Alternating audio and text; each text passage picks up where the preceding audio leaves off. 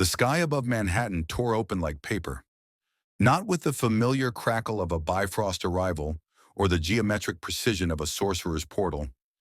This was raw, violent, a wound in reality itself, bleeding crimson light across the morning sun.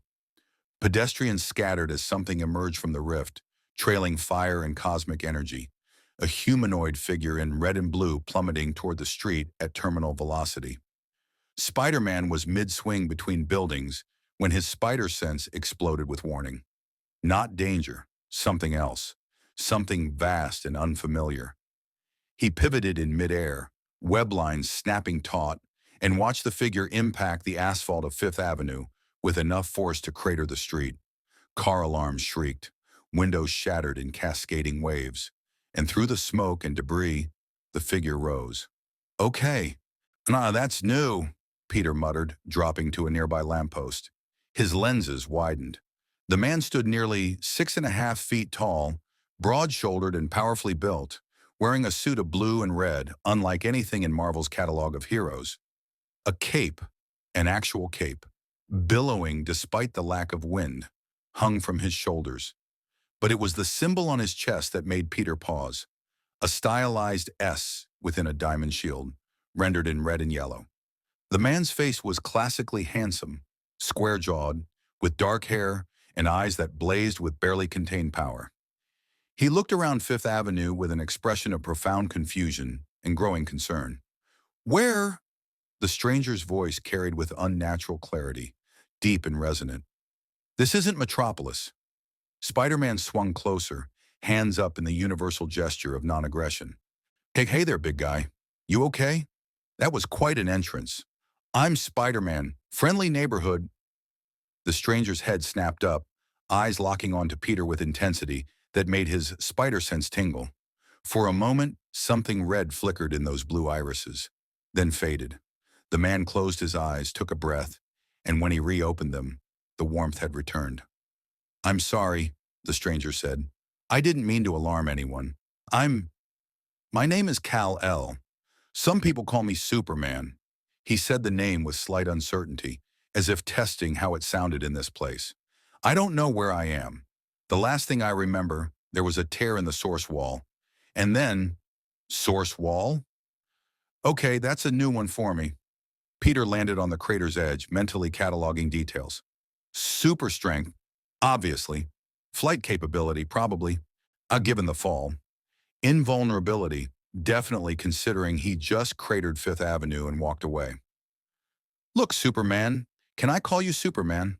That's a great name, very straightforward. You're in New York City, Earth. But I'm guessing not your Earth? Superman's expression shifted to something between relief and worry. Multiverse displacement, he said quietly, almost to himself.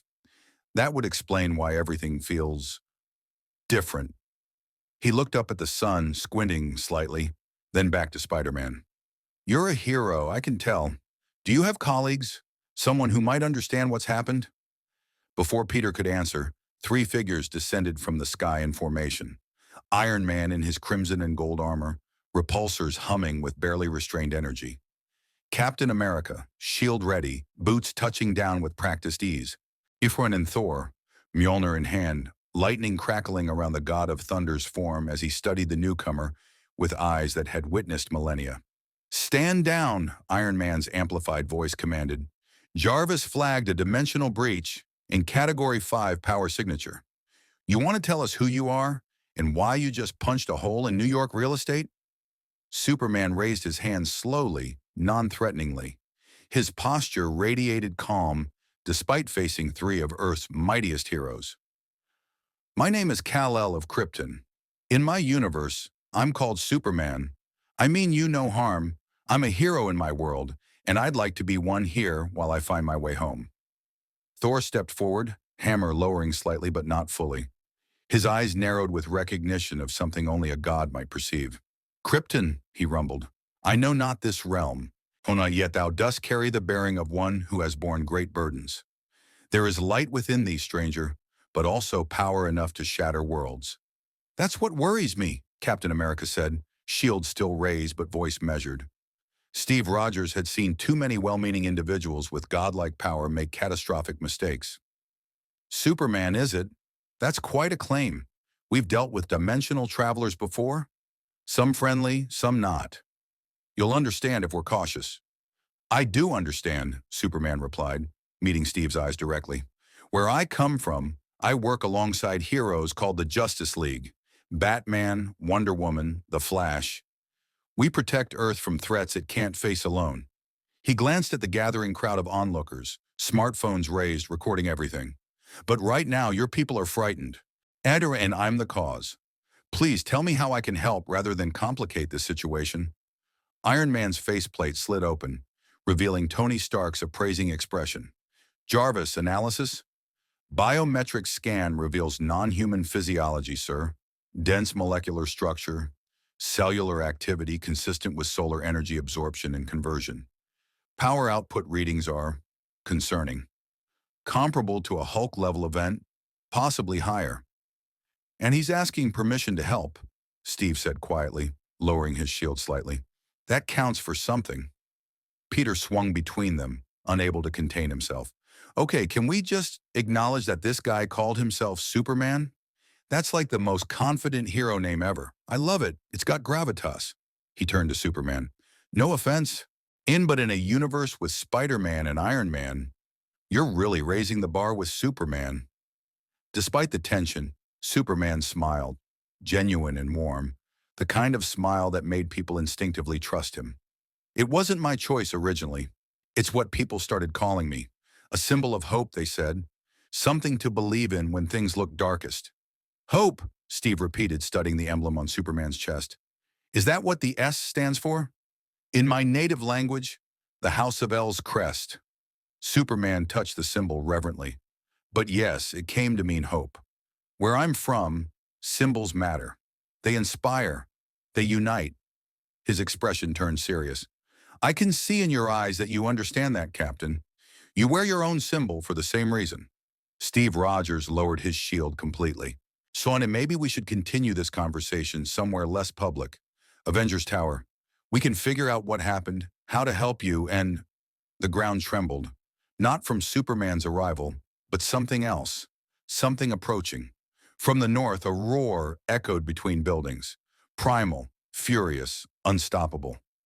Civilians screamed and ran as a figure bounded into view, each leap covering city blocks, green skin rippling with barely controlled rage.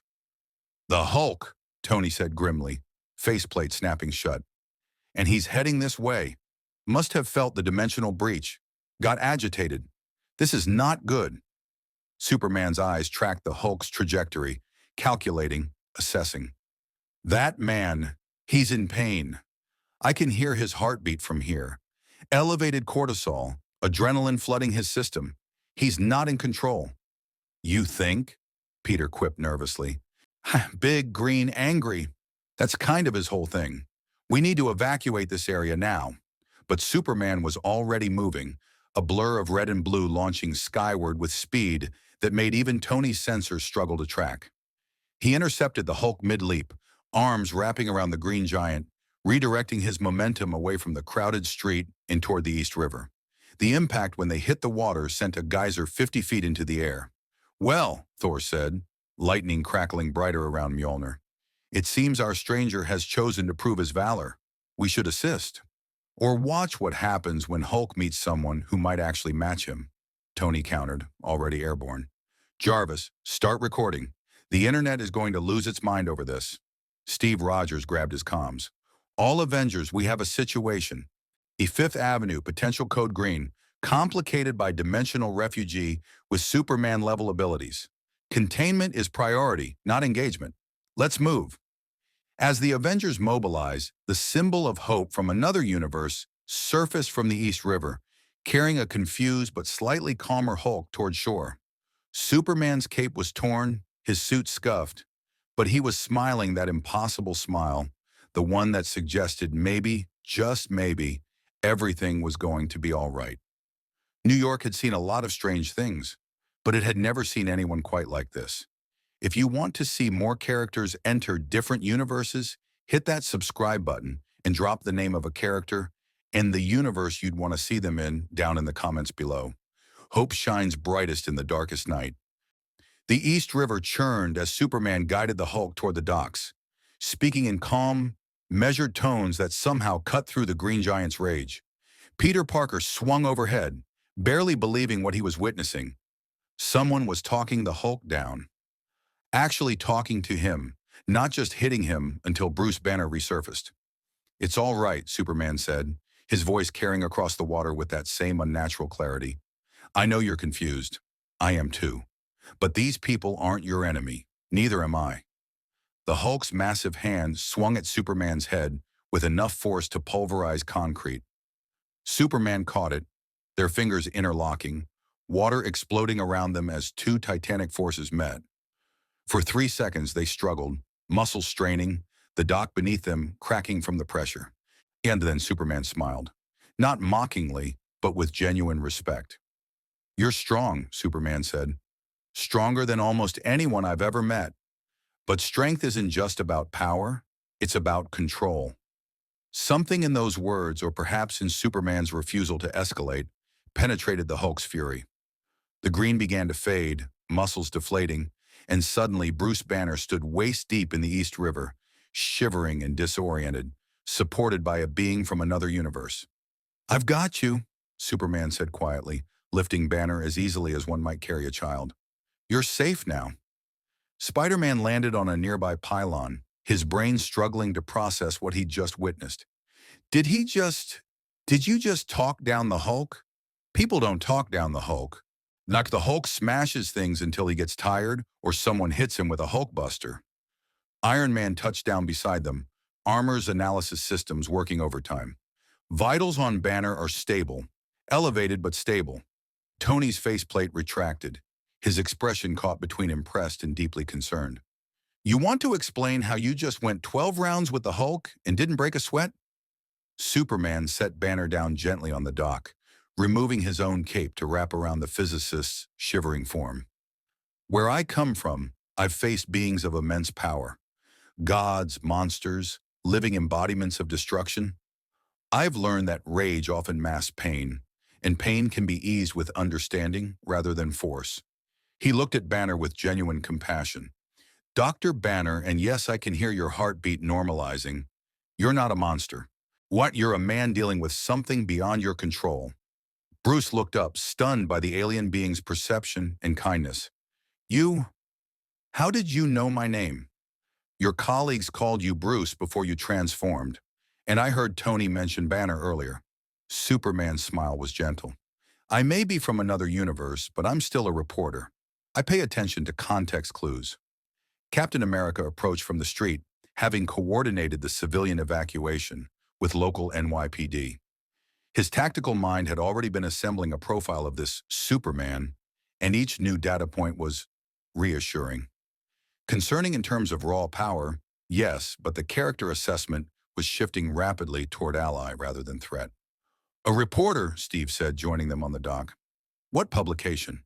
"The Daily Planet, outer in Metropolis," Superman replied, then caught himself.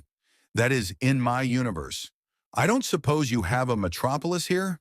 "We've got a New York, Los Angeles, Chicago, the usual suspects," Peter offered, trying to lighten the mood. "No Metropolis that I know of. Though honestly, with a name like Superman, you'd fit right in here. We've got a whole thing with dramatic hero names. It's very theatrical." Thor descended with a thunderclap, Mjolnir crackling with residual energy. The god of thunder studied Superman with eyes that had witnessed the birth and death of stars. "Thou hast faced the Hulk with neither fear nor malice, stranger from beyond. Such composure speaks of great experience with power's burden." He extended his hand. "I am Thor Odinson, god of thunder, protector of Midgard and Asgard both." Superman clasped Thor's hand firmly. The handshake sent a small shockwave across the dock from the meeting of two beings who could shatter mountains. "Kal-El of Krypton, it's an honor to meet a god. Where I come from, I know someone similar. Diana, princess of Themyscira. She's an Amazon, daughter of Zeus in some tellings." Thor's eyes widened with interest. "A daughter of the Sky Father? Then thy world knows the touch of divine pantheons as well. We may have much to discuss, Kal-El." First, we need to discuss containment protocols, Tony interjected, ever the pragmatist. No offense, you Superman, but you just went toe-to-toe with one of the most dangerous beings on Earth and barely got your cape dirty. That makes you either an incredible asset or an incredible problem. Why? And I need to know which before you start taking scenic tours of New York. Fair enough, Superman acknowledged without defensiveness. In your position, I'd want answers too. Batman, one of my colleagues back home, would already have 17 contingency plans by now. Batman, Tony's eyebrow arched. Please tell me that's not his actual hero name. It is, Superman said with a slight smile. He's complicated. Brilliant detective, master strategist, no superhuman abilities at all except an indomitable will. And he's my best friend, even though he has plans to stop me if I ever go rogue. Steve and Tony exchanged glances. That single detail told them volumes about Superman's universe and his self-awareness about power's potential for corruption. Smart friend, Steve said approvingly. Ooh, power without accountability is tyranny waiting to happen. Exactly what Batman believes, Superman agreed. It's why I trust him completely, even knowing he could theoretically kill me, because he asks the hard questions I might not want to face. Bruce Banner, now more coherent, studied Superman with the analytical mind that had created the gamma bomb. Your cellular structure, it's absorbing solar radiation at an incredible rate. That's your power source, isn't it? You're essentially a living solar battery. Yellow sun radiation specifically, Superman confirmed. On my birth world Krypton, we orbited a red sun. But Earth's yellow sun charges my cells, gives me abilities far beyond what my people possessed. Strength, speed, invulnerability, flight, heat vision. Heat vision? Peter interrupted. Like lasers from your eyes? Wow, that's so cool. Wait, is that scientifically possible? How does that even work? Do you have organic focusing lenses? What's the energy conversion rate? Despite the tension, Superman chuckled. You remind me of someone back home. The Flash, he talks at supersonic speed and asks about 17 questions in the same breath. I like this guy already, Peter said to the other Avengers. He gets me. Tony's HUD was running continuous analysis, and what he saw both fascinated and terrified him. Jarvis is estimating your base strength at around 200 tons, possibly higher. That's Thor level, potentially exceeding, depending on solar charge. Your cellular density suggests conventional weapons would be useless. Kinetic force appears to have minimal impact. You could probably walk through a nuclear blast. I'd rather not test that, Superman said quietly. I've seen what nuclear weapons do to civilians. They're not just weapons. They're atrocities. Agreed, Steve said firmly. Another point in Superman's favor, a being who could survive nuclear hellfire, but chose to prioritize civilian safety over demonstrating power. An engine's hum announced a SHIELD Quinjet descending toward their position. The side door opened before it even fully landed, and Nick Fury emerged, his single eye fixed on Superman with the intensity of someone who'd seen too many alien invasions, Chitauri attacks, and cosmic threats to take anything at face value. So, Fury said, approaching with careful deliberation, I've got reports of a dimensional breach, a new superhuman who manhandled the Hulk like a toddler. Sheem and half of New York's cell phone footage uploading a flying man in tights to every social media platform on Earth. Someone want to explain what the hell is happening before I have to brief the World Security Council? Superman stepped forward, extending his hand. Director Fury, I presume? I'm Kal-El, also called Superman. I'm from another universe. Arrived here accidentally through what I believe was a multiversal breach. I'm a hero in my world. I protect Earth from threats beyond normal human capability. While I'm here, I'd like to continue doing that, if you'll allow me. Fury stared at the offered hand for a long moment before accepting it. His handshake was firm, measuring, the grip of someone testing another man's character through physical contact. A hero, huh? We've got plenty of those. What we don't need is another god-tier threat who decides humanity needs saving from itself. I'm not a god, Superman said simply. I'm a refugee who was raised by Kansas farmers to believe in truth, justice, and helping others. The powers are just tools. The choices I make with them define who I am. Kansas farmers, Fury repeated slowly. Then, despite himself, a thin smile crossed his face. You're telling me an alien with the power to level cities was raised in Middle America? Smallville, Kansas, Superman confirmed. Adopted by Jonathan and Martha Kent when my ship crashed. They taught me humility, compassion, and that power without purpose is meaningless. Steve Rogers' expression softened noticeably. Sounds like good people. The best, Superman agreed, a note of homesickness entering his voice for the first time. Yeah, they taught me that no matter how different I could choose to be human in the ways that mattered most. Thor clasped Superman's shoulder with surprising gentleness. Then thou art truly worthy of thy title, Kal-El. For 'tis not birth or power that maketh one noble, but choice and character. Fury's expression remained neutral, but his tactical mind was already working. SHIELD will need a full debrief, power assessment, origin story, threat analysis, standard procedure for any enhanced individual, especially one who just appeared out of dimensional thin air.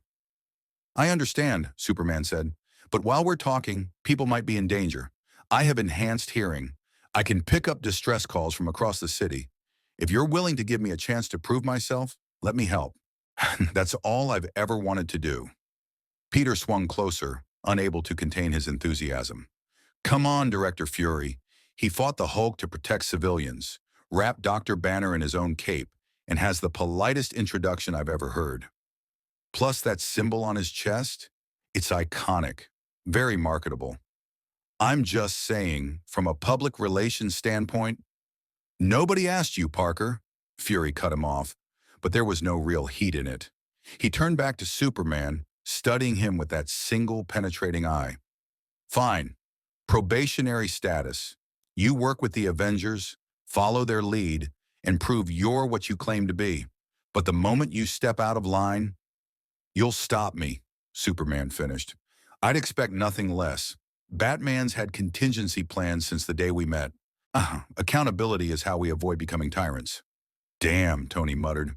I really like this guy. And that's annoying because it means I have to figure out how to help him instead of planning how to stop him.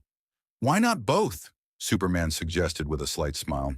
Where I come from, Batman and I trust each other completely because he's always prepared for the worst while hoping for the best. Steve extended his hand. Welcome to Earth, Superman. It's not your Earth, but while you're here, we'll do everything we can to help you find your way home.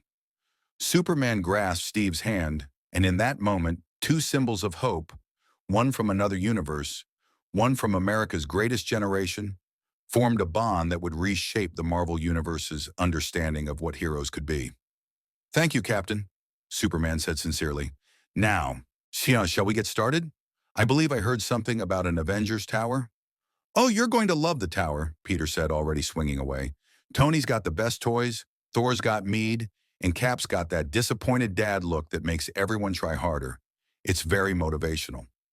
As the heroes departed, some flying, some swinging, some walking, the symbol of hope had arrived in a universe that desperately needed it, even if it didn't know that yet. Avengers Tower rose above Manhattan like a monument to both heroism and hubris, its sleek architecture reflecting the afternoon sun in patterns that reminded Superman of LexCorp's buildings back home, all glass and steel ego. He descended through the sky alongside Iron Man and Thor, watching the city sprawl beneath them with eyes that could perceive details no human ever could. You're scanning, Tony observed through his armor's external speakers. Jarvis flagged your eye movements. What are you seeing? Everything, Superman admitted. Crime in progress 3 blocks west, convenience store robbery, apartment fire in Brooklyn, family trapped on the 4th floor, car accident on the George Washington Bridge. I can hear it all, see it all. He paused, struggling to articulate. It's overwhelming, trying to decide what to prioritize. Welcome to the hero business, Tony said dryly. You can't save everyone. That's the first lesson, and it never stops hurting. I know, Superman replied quietly, but that doesn't mean I stopped trying. Thor flew closer, Mjolnir's momentum carrying him effortlessly alongside. How dost thou manage such gifts without succumbing to madness? To hear all suffering, I witness all injustice. Surely such awareness would break lesser minds. My parents taught me to focus on what I can change, accept what I can't, and have the wisdom to know the difference, Superman said, though some days are harder than others. They landed on the tower's platform where the other Avengers had assembled. Black Widow stood near the entrance, arms crossed, her assessment of Superman cold and tactical. Hawkeye perched on a railing, bow within easy reach, his posture deceptively casual. Bruce Banner, now wearing borrowed clothes, waited near a holographic interface displaying his own vital readings from the confrontation. And at the center stood Captain America, shield resting against his hip, the picture of quiet authority. "Welcome to Avengers Tower," Steve said, gesturing toward the entrance. "Before we go further, there are some people you should meet. This is Natasha Romanoff, the Black Widow, and Clint Barton, Hawkeye. Between them, they've taken down more threats than most enhanced individuals, and they did it with skill, training, and determination." Superman approached them respectfully, noting the subtle shift in their stances. Defensive but not hostile, measuring but not dismissive. "It's an honor. Where I come from, we have someone similar. Batman. No powers, just unmatched skill and an iron will. He's taught me that powers don't make the hero." Natasha's eyes narrowed slightly. "You respect baseline humans. That's refreshing. Most beings with your capabilities view us as fragile, expendable." "I was raised by baseline humans," Superman replied. "Everything I am, everything I choose to be, one comes from two people who had no powers except boundless love and moral clarity. I'd be a monster without them." "We'll see," Hawkeye said, his tone neutral but his eyes sharp. "The thing about guys with your kind of juice is they start with good intentions. But power corrupts. Absolute power corrupts absolutely. You might be a Boy Scout today, but what about tomorrow? Next year? When you've seen humanity at its worst one too many times?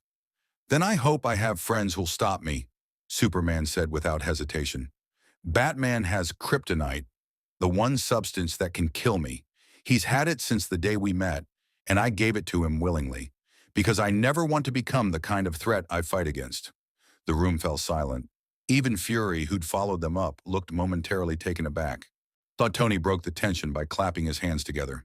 "Okay, that's either the most honest thing I've ever heard or the best manipulation tactic ever devised. Jarvis, what do you think?" "Micro-expression analysis suggests sincerity, sir," the AI responded. "Heart rate remains steady, no indicators of deception. Either he believes what he's saying, or he's beyond any baseline for lie detection." "I believe him," Steve said firmly. "I've seen too many good people corrupted by power and too many powerful people who never developed good character. But someone who volunteers accountability, who understands the danger they represent, that's someone who's thought deeply about responsibility." "Or someone who's rehearsed this speech," Natasha countered, though her tone had softened slightly. "I'm not saying he's lying. All I'm saying, we need more than words." "Agreed," Superman said. "Test me. Give me a mission. Watch how I operate. Judge me by my actions, not my claims." Bruce stepped forward, tablet in hand displaying energy readings and biological data.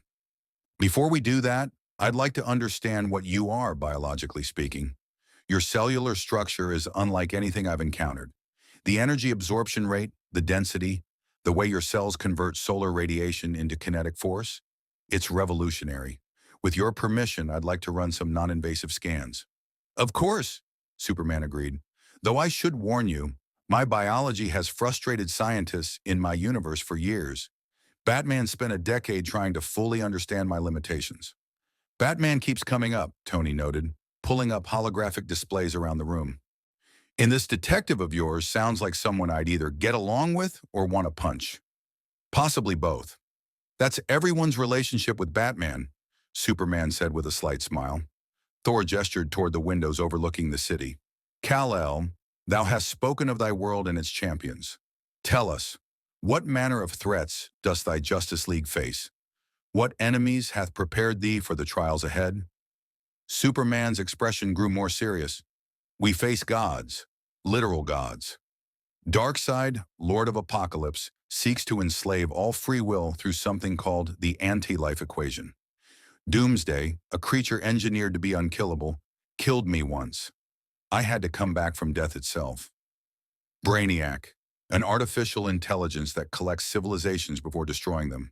The Joker, Ani, who represents pure chaos and has killed thousands. You died? Bruce's medical curiosity sharpened. How?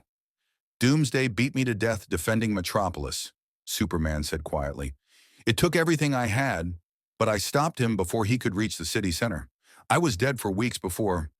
It's complicated.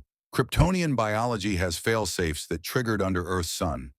Resurrection, Natasha said flatly. That's not something you hear every day, even in our line of work. Wait, you have a villain called the Joker? Hawkeye leaned forward. What's his deal? He's a serial killer who views murder as art and chaos as philosophy, Superman replied, his voice carrying an edge of darkness for the first time. Batman refuses to kill him, believes that crossing that line would make him no different than the criminals he fights. I've struggled with that, with watching the Joker escape, kill again, escape again, in an endless cycle. Why not just kill him yourself? Natasha asked, her tone devoid of judgment, a genuine question from someone who'd made those calls countless times. Because the moment I decide who lives and dies, I become judge, jury, and executioner, Superman said. I have enough power to rule this planet by force, to remake it according to my vision of justice. The only thing stopping me is choice. The choice to trust humanity to solve its own problems. The choice to believe that law and democracy matter more than efficiency and power. Even when people die because of that choice, Natasha pressed. Even then, Superman confirmed, meeting her eyes, because the alternative is injustice. Injustice? Steve asked. A timeline, possibly an alternate universe, where I made the opposite choice, where I killed the Joker, established a regime, and brought peace through totalitarian control. Superman the tyrant, enforcing order with an iron fist and killing anyone who opposed me. His voice carried genuine horror. Batman leads the resistance there. Wonder Woman supports the regime. It's a nightmare version of everything we built. Tony whistled low. Okay, points for self-awareness. Most people with God-tier powers don't admit they're one bad day away from fascism. Everyone is one bad day away from something terrible, Superman replied. The question is whether you have people who'll pull you back from the edge. And if we're those people, Steve asked, if we tell you to stand down on something, will you? Yes, Superman said without hesitation. And that's why I asked to work with you rather than operating independently. Accountability prevents corruption. Fury stepped forward, having remained silent during the exchange. Jarvis, how many distress calls are currently active in New York? 17 situations requiring intervention, Director, the AI responded, ranging from petty theft to a hostage situation in Queens. Superman, Fury said, his single eye locked on the Kryptonian. You wanted to prove yourself. Here's your chance. The hostage situation, 3 armed suspects, family of 4 trapped in a home invasion. SWAT's 10 minutes out. Can you resolve it without anyone dying? Including the suspects? Superman asked. Especially the suspects, Fury confirmed. I want to see if you can do what you claim. Save everyone, even the bad guys. Superman nodded. Where? Jarvis. Give him the coordinates, Tony ordered. And Superman, we'll be watching. Every move, every choice. Don't make us regret this. I won't, Superman promised. Then with a gesture that looked almost like prayer, he touched the S on his chest. This symbol represents hope in my world. Let me show you what it means in yours. He launched through the window, thankfully already open at Tony's command, and became a red and blue streak across the Manhattan skyline, Cape billowing in his wake like a banner of defiance against darkness. Inside the tower, the Avengers gathered around holographic displays showing multiple angles of Superman's flight path, tracked by satellites, shield surveillance, and Tony's personal network. He's fast, Clint observed. Subsonic, but he's holding back, I can tell. He's scanning, Bruce noted, and watching Superman's head movements, using that enhanced vision to assess the situation before arrival. Smart, patient. Or he's planning something we can't predict, Natasha cautioned. Don't let charm and earnestness blind you to potential threat. Steve watched the displays, his tactical mind analyzing Superman's approach. The Kryptonian descended slowly, visibly, making himself obvious to everyone involved. Not stealth, not overwhelming force. Announcement. He was making himself the primary target, drawing attention away from the hostages. He's using himself as bait, Steve murmured, making the suspects focus on him instead of their victims. Bold strategy, Thor said approvingly. He offers himself as the greater prize, trusting in his invulnerability to protect both himself and those he shields. Through the audio feeds, and they heard Superman's voice, calm, authoritative, but not threatening. My name is Superman. I'm here to help. Put down your weapons, and no one needs to get hurt. You're scared, I understand that. But violence isn't the answer. Let's talk this through. One of the suspects fired. The bullet hit Superman's chest and crumpled like tinfoil hitting a mountain, falling harmlessly to the ground. Superman didn't even flinch. See? His voice carried infinite patience. You can't hurt me, but I don't want to hurt you either. I want everyone to walk away from this alive and unharmed. Your families, the hostages' families, they all want you home safe. So please put down the guns and let's end this peacefully. The Avengers watched in a stunned silence as Superman spent 7 minutes talking to 3 terrified criminals, listening to their grievances, unemployment, desperation, poor choices compounding into catastrophe. He offered them solutions, legal assistance, job placement programs, addiction counseling. He treated them like human beings worthy of redemption rather than problems to be eliminated. When the suspects finally surrendered, Superman personally carried them to the arriving SWAT team, ensured the hostages received medical attention despite no physical injuries, and stayed to give his statement to the police with humble deference to their authority. He de-escalated, Natasha said, something like wonder in her voice. He had the power to end it in seconds, but he chose the slow, careful approach that preserved everyone's dignity. That's not normal superhuman behavior, Fury observed. Most enhanced individuals either avoid crime beneath their pay grade or handle it with maximum force. He treated a home invasion like a negotiation. Because to him, those criminals aren't obstacles, Steve said quietly. They're people who made bad choices and deserve a chance at redemption. Tony pulled up Superman's vitals during the encounter. Heart rate never elevated. No stress response. He genuinely wasn't worried about his safety or theirs. That level of control, that confidence without arrogance. Jarvis, what's the psychological profile? Insufficient data for comprehensive analysis, sir, Jarvis replied.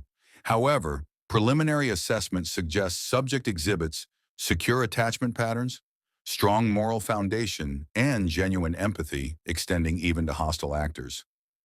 Narcissistic indicators, 0. Messiah complex indicators, surprisingly low. He appears to view his powers as responsibility rather than privilege. Bruce leaned against a console, his expression thoughtful. He's what the Hulk could have been if I'd been raised by better people. Power without rage, strength without destruction. It's humbling. It's inspiring, Steve corrected. And exactly what we need to determine, is this who he really is or who he's pretending to be? Superman returned minutes later, landing on the platform with a gentle touchdown that didn't even crack the surface. His expression was calm but carried a weight, the wariness of someone who'd seen too much suffering and tried to ease it one person at a time. Mission accomplished, he reported. Everyone's safe, including the suspects. They'll face charges, but they'll also get help. Sometimes that's all people need, someone to help instead of judge. Fury studied him for a long moment, then nodded. Acceptable performance. Don't expect every situation to resolve that cleanly. I know, Superman said, but even when I can't save everyone, I can try to save anyone. That's the difference between power and responsibility. Steve extended his hand. You passed the test, Superman. Welcome to the team provisionally. We'll see how this partnership develops. As Superman shook hands with Captain America, a symbol from another universe officially joined Earth's mightiest heroes. But across the city, in laboratories and throne rooms and dark corners where villains plotted, censors and mystics and criminal masterminds took note of the impossible man who'd appeared from nowhere. And in a realm beyond human perception, cosmic entities stirred. The living tribunal turned its 3 faces toward Earth. The Watcher observed with particular intensity, and somewhere in the dark void between stars, a mad titan smiled as his infinity gauntlet-seeking sensors detected an anomaly worth investigating.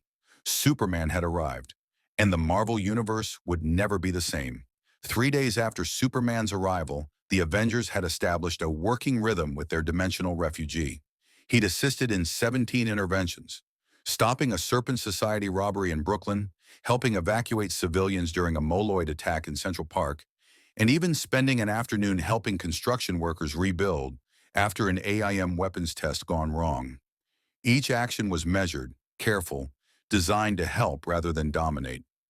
But it was the nights that revealed Superman's true struggle.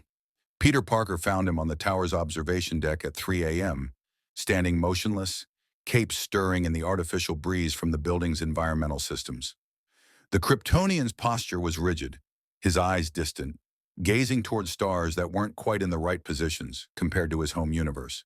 "Can't sleep?" Peter asked, swinging up to perch on the railing. "I mean, do you even need to sleep? Your biology is wild. Bruce has been theorizing about your cellular regeneration for 48 hours straight."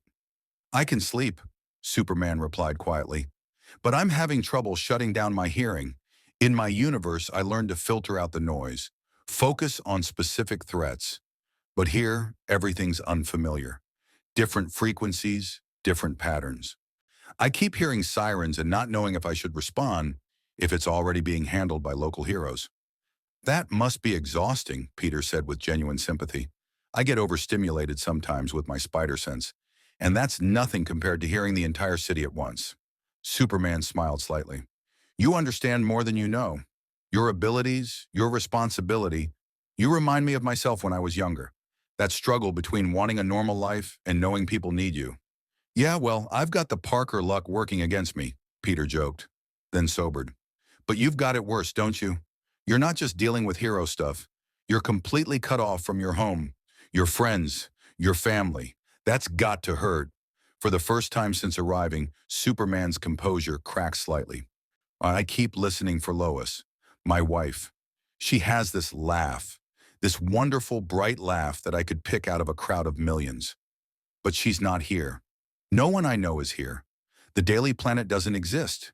Metropolis doesn't exist. I'm surrounded by heroes who are so similar to my friends, but just different enough to remind me of everything I've lost." "We'll find a way to get you home," Peter assured him. "Doctor Strange is the best at dimensional magic stuff. If anyone can figure out—" "Peter," Superman's voice carried gentle finality, "I've met sorcerers in my universe. Constantine, Zatanna, Dr. Fate. Dimensional barriers aren't easily bridged. And even if we find a way, the energy required could threaten both universes. I may be here for a very long time. I need to accept that." Before Peter could respond, alarms blared throughout the tower. Jarvis's voice cut through the night. "Priority alert. Multiple mutant life signs detected in Manhattan. Current location Madison Square Garden. Violent altercation in progress with Purifier extremists. Casualties mounting." Superman was already moving toward the launch bay when Steve Rogers emerged, shield in hand, tactical suit deployed. "Superman, wait. This is a mutant situation. That's complicated." "Complicated how?" Superman asked, already knowing the answer from context but needing to hear it confirmed. "Mutants are humans born with the X gene, granting them various abilities," Natasha explained as she joined them, weapons checking complete. "They face systematic persecution, government registration attempts, and violent hate groups like the Purifiers. Now it's a political minefield." "They're being murdered for being born different," Superman said, his voice taking on an edge of barely controlled anger. "What's complicated about stopping that?" "The optics," Tony said, joining them in his armor. "If the Avengers intervene too aggressively, it looks like we're choosing sides in the mutant debate. The X-Men handle most mutant-related incidents to avoid that perception." Superman stared at him, and for the first time, the Avengers saw something other than patient compassion in those eyes. They saw judgment. "You're telling me that while people die, you worry about politics?" "It's more nuanced than that," Steve began, but Superman was already moving. "Then explain the nuance to the victims' families," he said, launching through the bay doors before anyone could stop him. "Manuel," Clint muttered, That's going to be a problem. Move out, Steve ordered. We need to contain this before Superman makes an international incident. By the time the Avengers arrived, Superman had already torn through the Purifier assault team like tissue paper. Extremists lay scattered across the garden's main floor, alive but groaning, their weapons crushed into abstract metal sculptures. Superman stood between the mutant refugees and the remaining Purifiers, heat vision flickering in his eyes like controlled hellfire. "Leave," Superman commanded, his voice carrying across the arena with the weight of divine wrath. "Or I'll make you leave, and I promise you won't enjoy the experience." "You don't belong here, alien," one Purifier spat, raising a sonic weapon. "This is about protecting humanity from mutant freaks."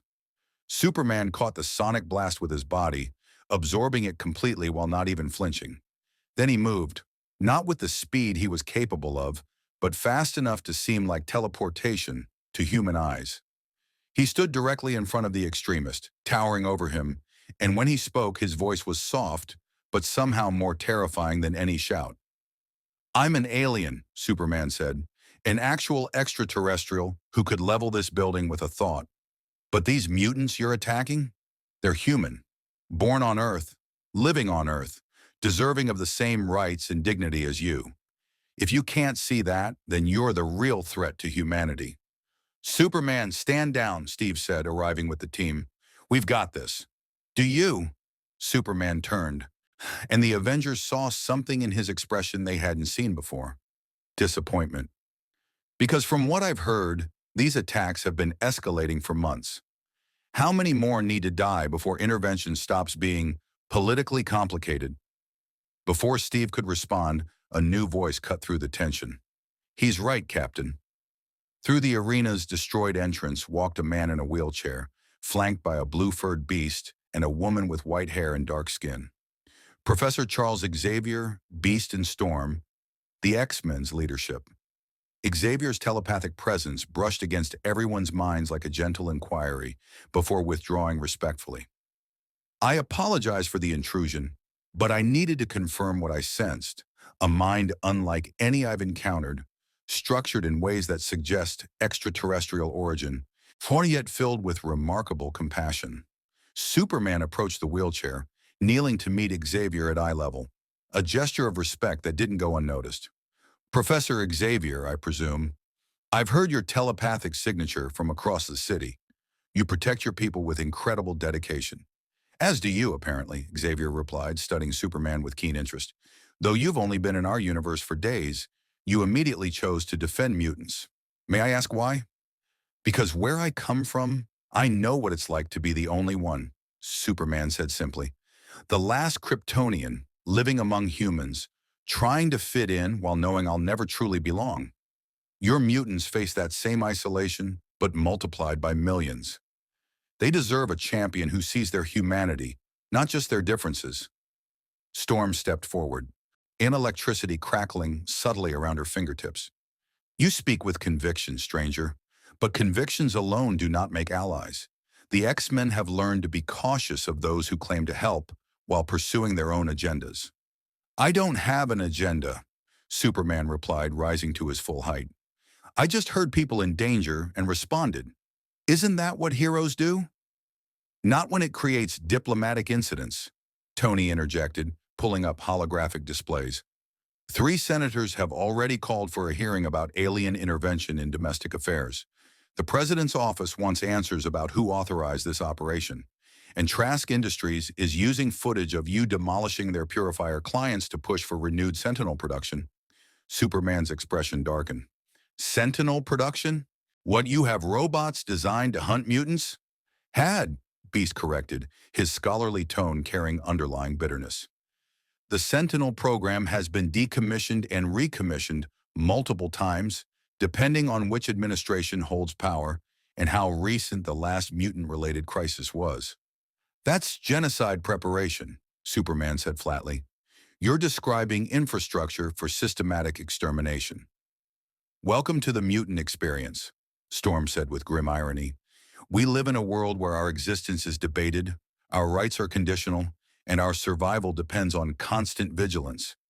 Now you understand why the professor preaches coexistence, despite humanity's repeated betrayals. Xavier nodded gravely. Superman, may I call you that? Your intervention tonight saved lives.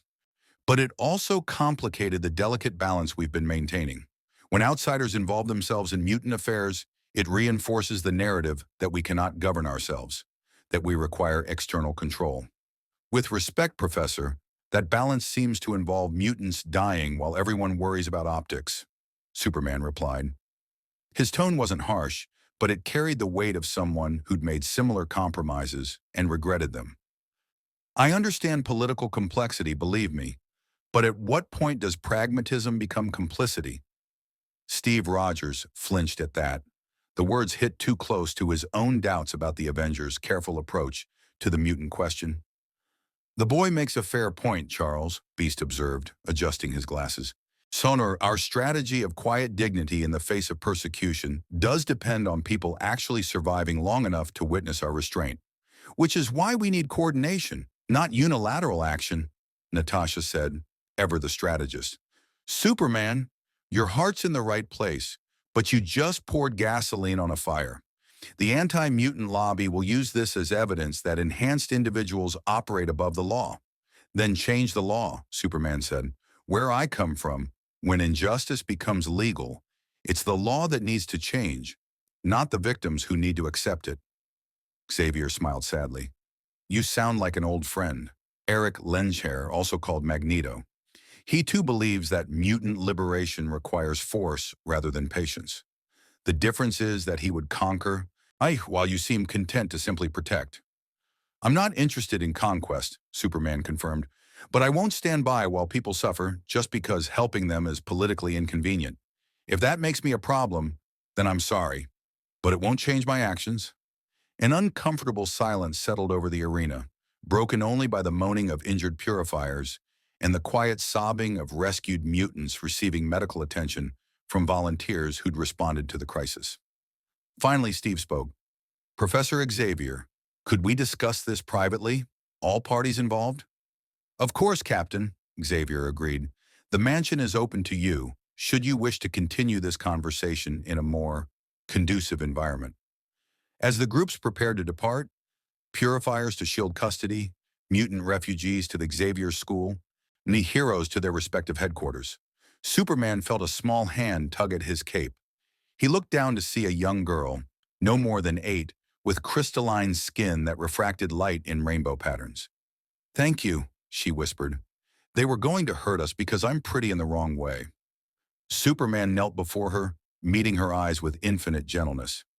You're not pretty in the wrong way. You're beautiful exactly as you are, and anyone who tells you different is lying because they're afraid of how special you are. The girl hugged him, and Superman wrapped his cape around her like a protective shield.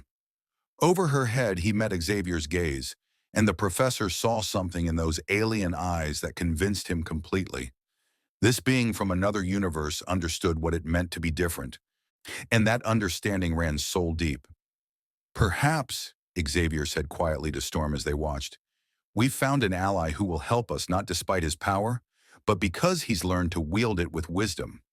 Or, Storm replied, ever cautious, we've found someone whose uncompromising morality will force confrontations we've been carefully avoiding. Time will tell, Xavier agreed, but I find myself hoping for the former. As the arena emptied and the Avengers prepared to debrief, Tony pulled Steve aside. We've got a problem. Superman just declared himself publicly on the mutant question. That makes him a target for every anti-mutant organization, government agency, and hate group in the country. I know, Steve said, watching Superman ensure the last mutant refugees were safely escorted to X-Men transport. But I also know that if someone had done the same for me when I was a scrawny kid from Brooklyn, getting beaten up for being different, I'd have considered them a hero. Since when did you get sentimental? Tony asked, though his tone carried no real criticism. Since an alien refugee reminded me what Captain America's supposed to stand for, Steve replied. Truth, justice, and doing what's right even when it's complicated. High above the city, on a Shield helicarrier, Nick Fury watched satellite footage of the incident with his single, calculating eye. Beside him, Maria Hill reviewed casualty reports and political fallout projections. He's going to be a problem, Hill observed. Maybe, Fury conceded. Or maybe he's exactly the kind of problem we need. Someone who doesn't care about the politics, just the people. Anin will see if that idealism survives contact with Marvel reality. But in a secret laboratory hidden beneath a seemingly abandoned factory in New Jersey, a different conversation was taking place. Believer Trask studied the same footage, his mind already calculating possibilities. An alien of incredible power who's declared himself protector of mutants, Trask mused to his assembled board of defense contractors and government liaisons. Gentlemen, we've just been handed the perfect justification for Phase 2 Sentinel development. If even extraterrestrial threats ally with the mutant menace, humanity clearly needs stronger protection.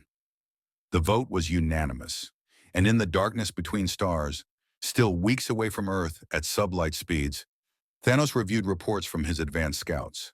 An anomaly had appeared, a being of considerable power, possibly eternal or cosmic in origin, but definitely not native to this universe. Investigate, Thanos commanded. If this Superman possesses power that could threaten my collection of the Infinity Stones, he becomes a priority target. If he could serve my purpose, even better. Superman, standing on the tower's observation deck hours later, felt a chill run down his spine despite his invulnerability. Somewhere out in the cosmos, something was watching. Something vast and hungry and coldly intelligent. I know you're out there, he whispered to the stars. Whatever you are, whoever you are, I've faced gods and monsters before. I'll face them again if I have to. But even Superman couldn't know that he'd just painted a target on himself that would draw the attention of the universe's most dangerous beings and force him to make choices that would test everything he believed about heroism, sacrifice, and the price of absolute power in a universe that didn't share his moral absolutes. The Xavier Institute for Higher Learning sprawled across Westchester County like a monument to hope and defiance, a mansion where the world's most feared minority learned to become its potential saviors. Superman descended from the sky 2 days after the Madison Square Garden incident, his cape catching the morning sun as he approached the ornate gates with deliberate visibility. No stealth, no surprise, just open invitation for judgment. Charles Xavier wheeled himself onto the mansion's front steps, flanked by Storm and Beast. Behind them, scattered across the grounds, Superman could perceive dozens of young mutants watching with a mixture of awe, suspicion, and cautious hope. Their whispered conversations reached his ears despite the distance. That's him, the alien who fought the Purifiers. He can fly like Storm, but he's not one of us. My mom said aliens are just as bad as mutants, maybe worse. He saved my cousin. She said he was kind. Xavier's telepathic voice brushed against Superman's mind, polite, requesting permission rather than forcing entry. May I?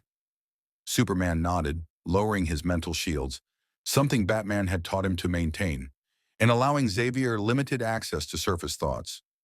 The professor's presence felt like warm sunlight, gentle and non-invasive, merely observing rather than probing. After a moment, Xavier withdrew, his expression carrying profound sadness mixed with understanding. You're searching for them, your friends from your universe, the Justice League. Even now, part of your consciousness scans frequencies hoping to hear their voices. I know they're not here, Superman admitted quietly, but hope is a hard habit to break. Hope is what we offer here, Storm said, gesturing toward the mansion, though it is tempered by reality's harsh lessons. Come, Superman. The professor wishes to speak with you properly, and several of our students have questions only you can answer. The mansion's interior surprised Superman with its warmth. More home than facility, filled with artwork, laughter, him and the ambient chaos of young people learning to control abilities that could accidentally level buildings. A teenage girl with pink skin accidentally teleported through a wall, stammered an apology, and disappeared again.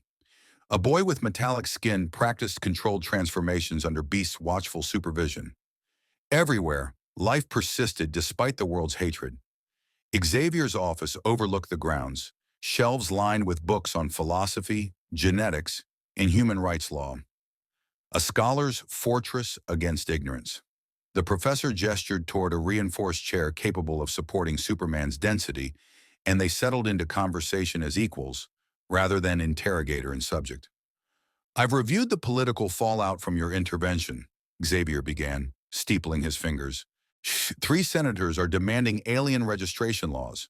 Trask Industries has accelerated Sentinel production timelines, and 17 hate groups have added you to their target lists alongside mutants. I'm not afraid of hate groups, Superman replied. No, but you should be aware of consequences, Xavier countered gently. Every action creates ripples, Superman. Your intervention saved lives that night, absolutely. But it also provided ammunition to those who argue that enhanced individuals, mutant or otherwise, require governmental control. Then let them try to control me, Superman said, his voice carrying an edge that made Storm's eyes narrow. I've faced governmental control before. Lex Luthor spent years trying to prove Superman was a threat to national security. Amanda Waller created Task Force X specifically to have contingencies against the Justice League. I understand the fear power creates, but I won't let that fear dictate whether I help people. Beast, who'd been reviewing holographic data on a tablet, looked up with scholarly interest. Your cellular structure suggests you're essentially a biological solar reactor, converting yellow sun radiation into various forms of energy with nearly perfect efficiency. The energy output required to maintain your abilities would power a small city. You are, quite literally, a weapon of mass destruction in humanoid form. I'm aware, Superman acknowledged. That's why I spent years learning control, understanding limits, recognizing that power without restraint is tyranny waiting to happen. But Beast, may I call you Beast? Being powerful doesn't make me a weapon any more than your genius makes you one. We're defined by our choices, not our capabilities. Pretty words, a new voice interrupted. In the doorway stood a man who seemed carved from contradiction. Metal skin gleaming in the light, expression carrying decades of suffering and rage barely contained. Colossus. But words mean nothing when governments pass laws calling us threats. When parents abandon children for manifesting powers. When friends become enemies because fear is stronger than love. Superman rose, meeting Colossus's challenging gaze. You're right.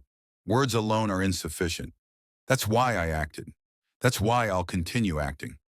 Even if it makes things worse, Colossus pressed.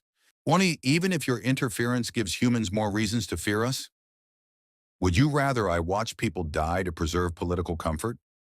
Superman's voice remained calm, but conviction rang through every word. I've made that calculation before, Colossus. I've stood aside because authority figures assured me that intervention would complicate matters, make things worse, undermine carefully constructed diplomatic frameworks, and people died while I waited for permission to help them. The room fell silent. Even Xavier seemed momentarily at a loss for response. There was a planet, Superman continued, his gaze distant solar system, caught in civil war. The Green Lantern Corps advised non-interference. The Justice League debated for weeks about Prime Directive violations and respecting sovereign conflicts. I listened to them arguing while my super hearing picked up the screams of civilians being massacred. By the time we acted, millions were dead. He focused back on Colossus. I won't make that mistake again. Ever. Storm approached, her white hair seeming to glow with barely suppressed elemental power. You speak of conviction, Superman, but conviction without wisdom is merely stubbornness. The mutant struggle is not a battle fought with overwhelming force. It is a war of perception, of gradually changing hearts and minds. And how many have died while hearts and minds slowly change? Superman asked. How many children have been abandoned? How many mutants have been murdered? How many families have been destroyed while everyone waited for humanity's collective conscience to evolve? Too many, Xavier admitted, his voice heavy with the weight of decades leading the mutant cause. But if we respond to hatred with force, even justified force, we confirm their worst fears. We prove that mutants are the dangerous weapons they claim we are. With respect, Professor, that's the logic of the oppressed internalizing their oppression, Superman replied. You're not responsible for their hatred. They are. And you don't owe them perfect victimhood before deserving basic dignity. Xavier's expression shifted through surprise to something approaching respect. You've thought deeply about these issues. I've lived them, Superman said.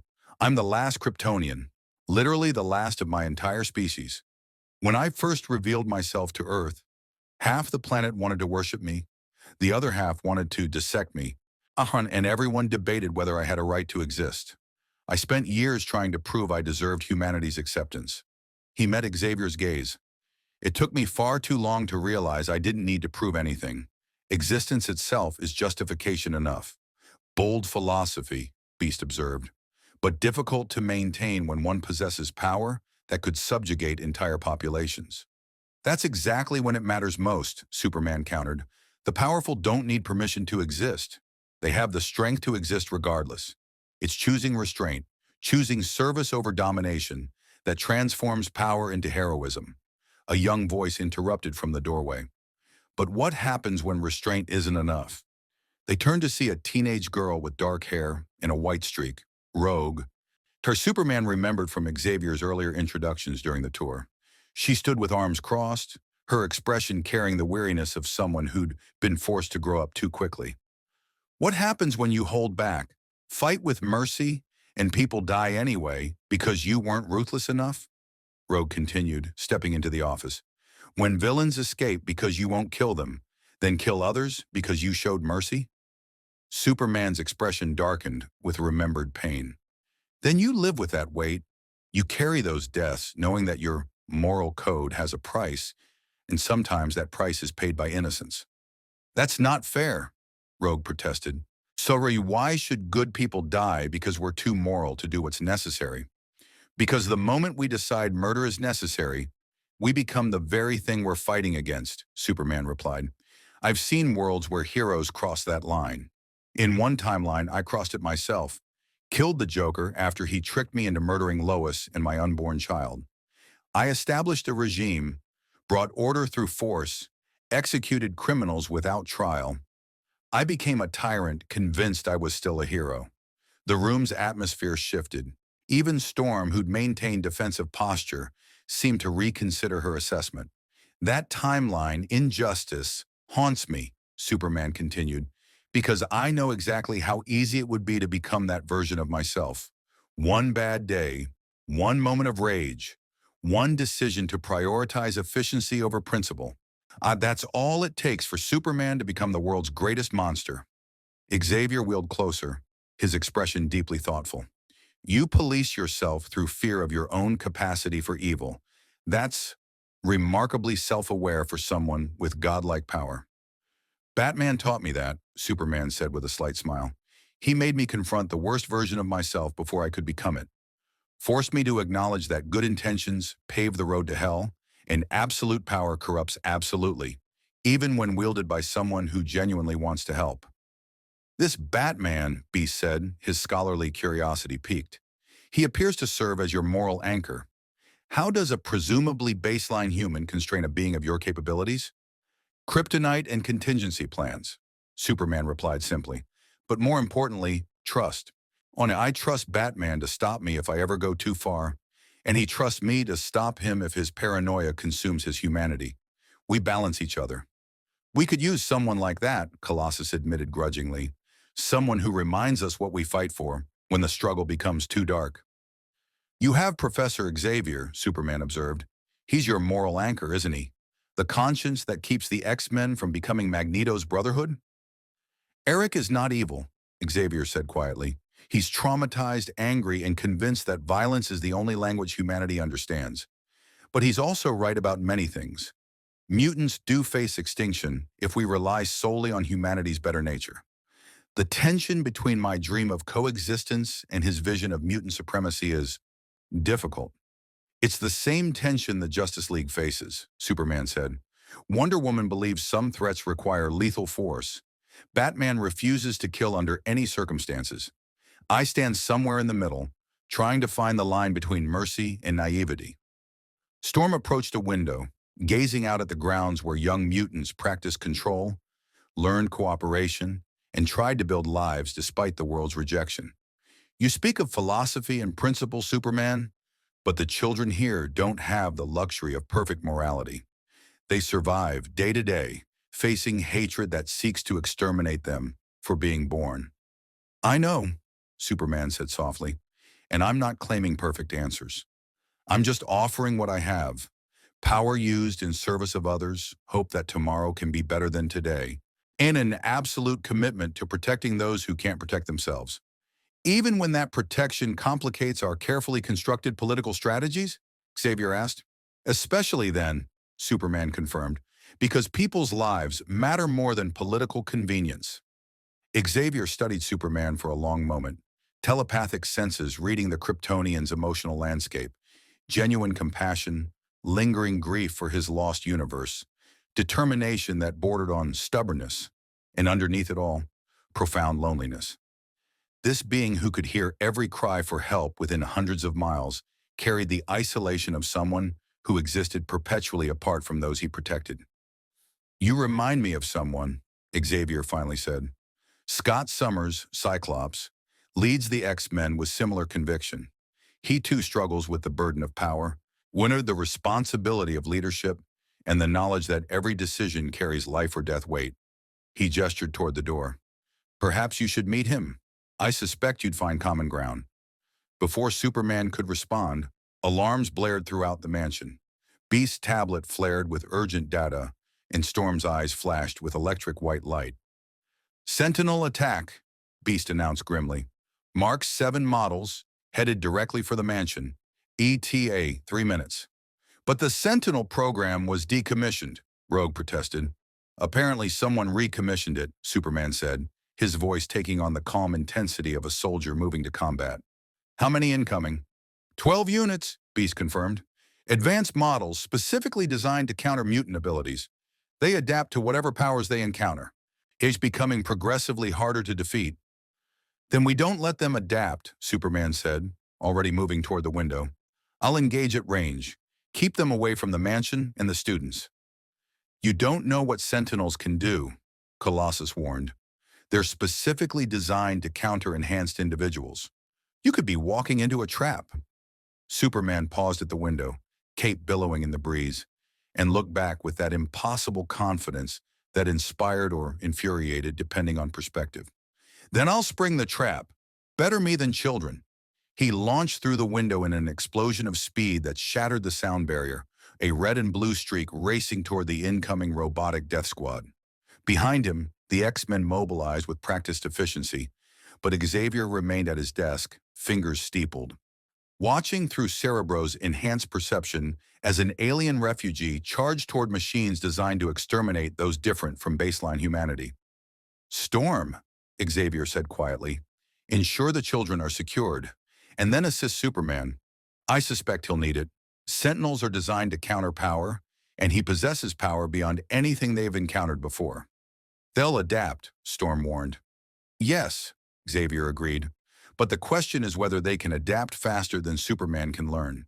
And given what I've seen of his character, I suspect we're about to witness what happens when unstoppable force meets immovable object. Outside, Superman intercepted the first Sentinel at 2,000 feet, his fist connecting with the robot's chest plate hard enough to create a localized sonic boom. The Sentinel crashed into the forest below, systems already analyzing the blow, adapting, preparing countermeasures. The remaining 11 turned their attention to Superman, weapon systems activating, and in a cold mechanical voice, they spoke in unison. Target identified, extraterrestrial threat, Kryptonian classification, initiating solar radiation dampening field, synthesizing kryptonite analog based on molecular structure analysis. Superman's eyes widened. That's impossible. Kryptonite doesn't exist in this universe. Incorrect, the Sentinels replied. All matter can be synthesized given sufficient understanding. You have provided that understanding. We adapt, we overcome, we eliminate. And for the first time since arriving in the Marvel Universe, each Superman faced an enemy specifically designed to kill him, and realized that his greatest weakness had just been weaponized by people who feared what he represented. The Sentinel's hands glowed with sickly green light. Not true kryptonite, Superman realized, but a synthesized radiation frequency tuned to disrupt Kryptonian cellular processes. His invulnerability faltered as the first wave hit him, muscles suddenly weakening, vision blurring. Pain lanced through his body for the first time in days. Warning, the lead sentinel intoned, its adaptive programming adjusting in real time. Target shows vulnerability to specific radiation wavelength, increasing output. Probability of termination, rising. Superman gritted his teeth, fighting through the weakness. The synthetic radiation wasn't as potent as actual kryptonite. His cells were resisting, adapting, buying him precious seconds. He pushed through the pain, grabbed the nearest sentinel by its leg, and hurled it into two others with enough force to crumple their frames like aluminum cans. Adaptation noted, the sentinels responded. Target retains significant strength despite radiation exposure. Adjusting tactics. 3 sentinels deployed energy nets crackling with the same green frequency, attempting to entangle him. Superman burned through them with controlled heat vision bursts, each blast precisely calibrated to destroy the nets without igniting the forest below. But the effort cost him, his solar reserves depleting faster than normal under the synthetic radiation's assault. I've faced worse than you, Superman growled, at catching a sentinel's punch and crushing its fist into scrap metal. Brainiac, Darkseid, Doomsday, you're just machines following programming. I'm a person fighting for what's right. Sentiment, irrelevant, the sentinels replied. Mission parameters, eliminate enhanced threats. You qualify. Therefore, you must be destroyed. Lightning struck from clear skies as Storm arrived, her white eyes blazing with elemental fury. Winds howled at her command, tornadoes forming to scatter the Sentinel formation. You face the X-Men now, machines. You will learn the cost of threatening our home. Colossus thundered through the forest, his metal form gleaming, and smashed into a sentinel with the force of a runaway train. Beast bounded between the robots with acrobatic grace, identifying weak points, calling out tactical information. Rogue flew upward, having absorbed some of Storm's power, adding her own lightning to the assault. But the sentinels adapted. One sentinel's surface shifted to become an electrical insulator, Storm's lightning sliding off harmlessly. Another reconfigured its armor to absorb kinetic impacts, making Colossus's devastating blows increasingly ineffective. A third deployed sonic disruptors tuned to Beast's enhanced hearing, driving him back with hands clasped over his ears. They're learning too fast, Beast shouted over the chaos. Every attack we throw at them provides data for countermeasures. Superman, still weakened by the synthetic radiation, watched the X-Men struggle against an enemy that evolved to counter them with every passing second. He'd faced adaptive threats before. Amazo could copy Justice League powers, forcing creative solutions. But these Sentinels weren't copying abilities. They were specifically engineering counters, turning strengths into vulnerabilities. Storm, can you block out the sun? Superman called out, dodging an energy blast that carved a trench in the earth. What? Why would I? Storm began, then understood. If Superman's power came from solar radiation, darkness would weaken him further. You cannot be serious. Trust me, Superman insisted, grabbing a sentinel and using it as a shield against others' weapons fire. Block the sun completely. Make it dark as midnight. Storm hesitated for only a moment before extending her arms skyward. Clouds boiled into existence with unnatural speed, thick and black, blotting out the afternoon sun. Within seconds, the battlefield plunged into premature darkness, whilst the only light coming from Sentinel weapons and Storm's crackling electricity. The Sentinels recalculated. Target's power source eliminated. Victory imminent. But Superman smiled, a grim expression that the X-Men had never seen on his face. He closed his eyes, letting the synthetic radiation wash over him without resistance, feeling his cellular reserves drain to nearly empty.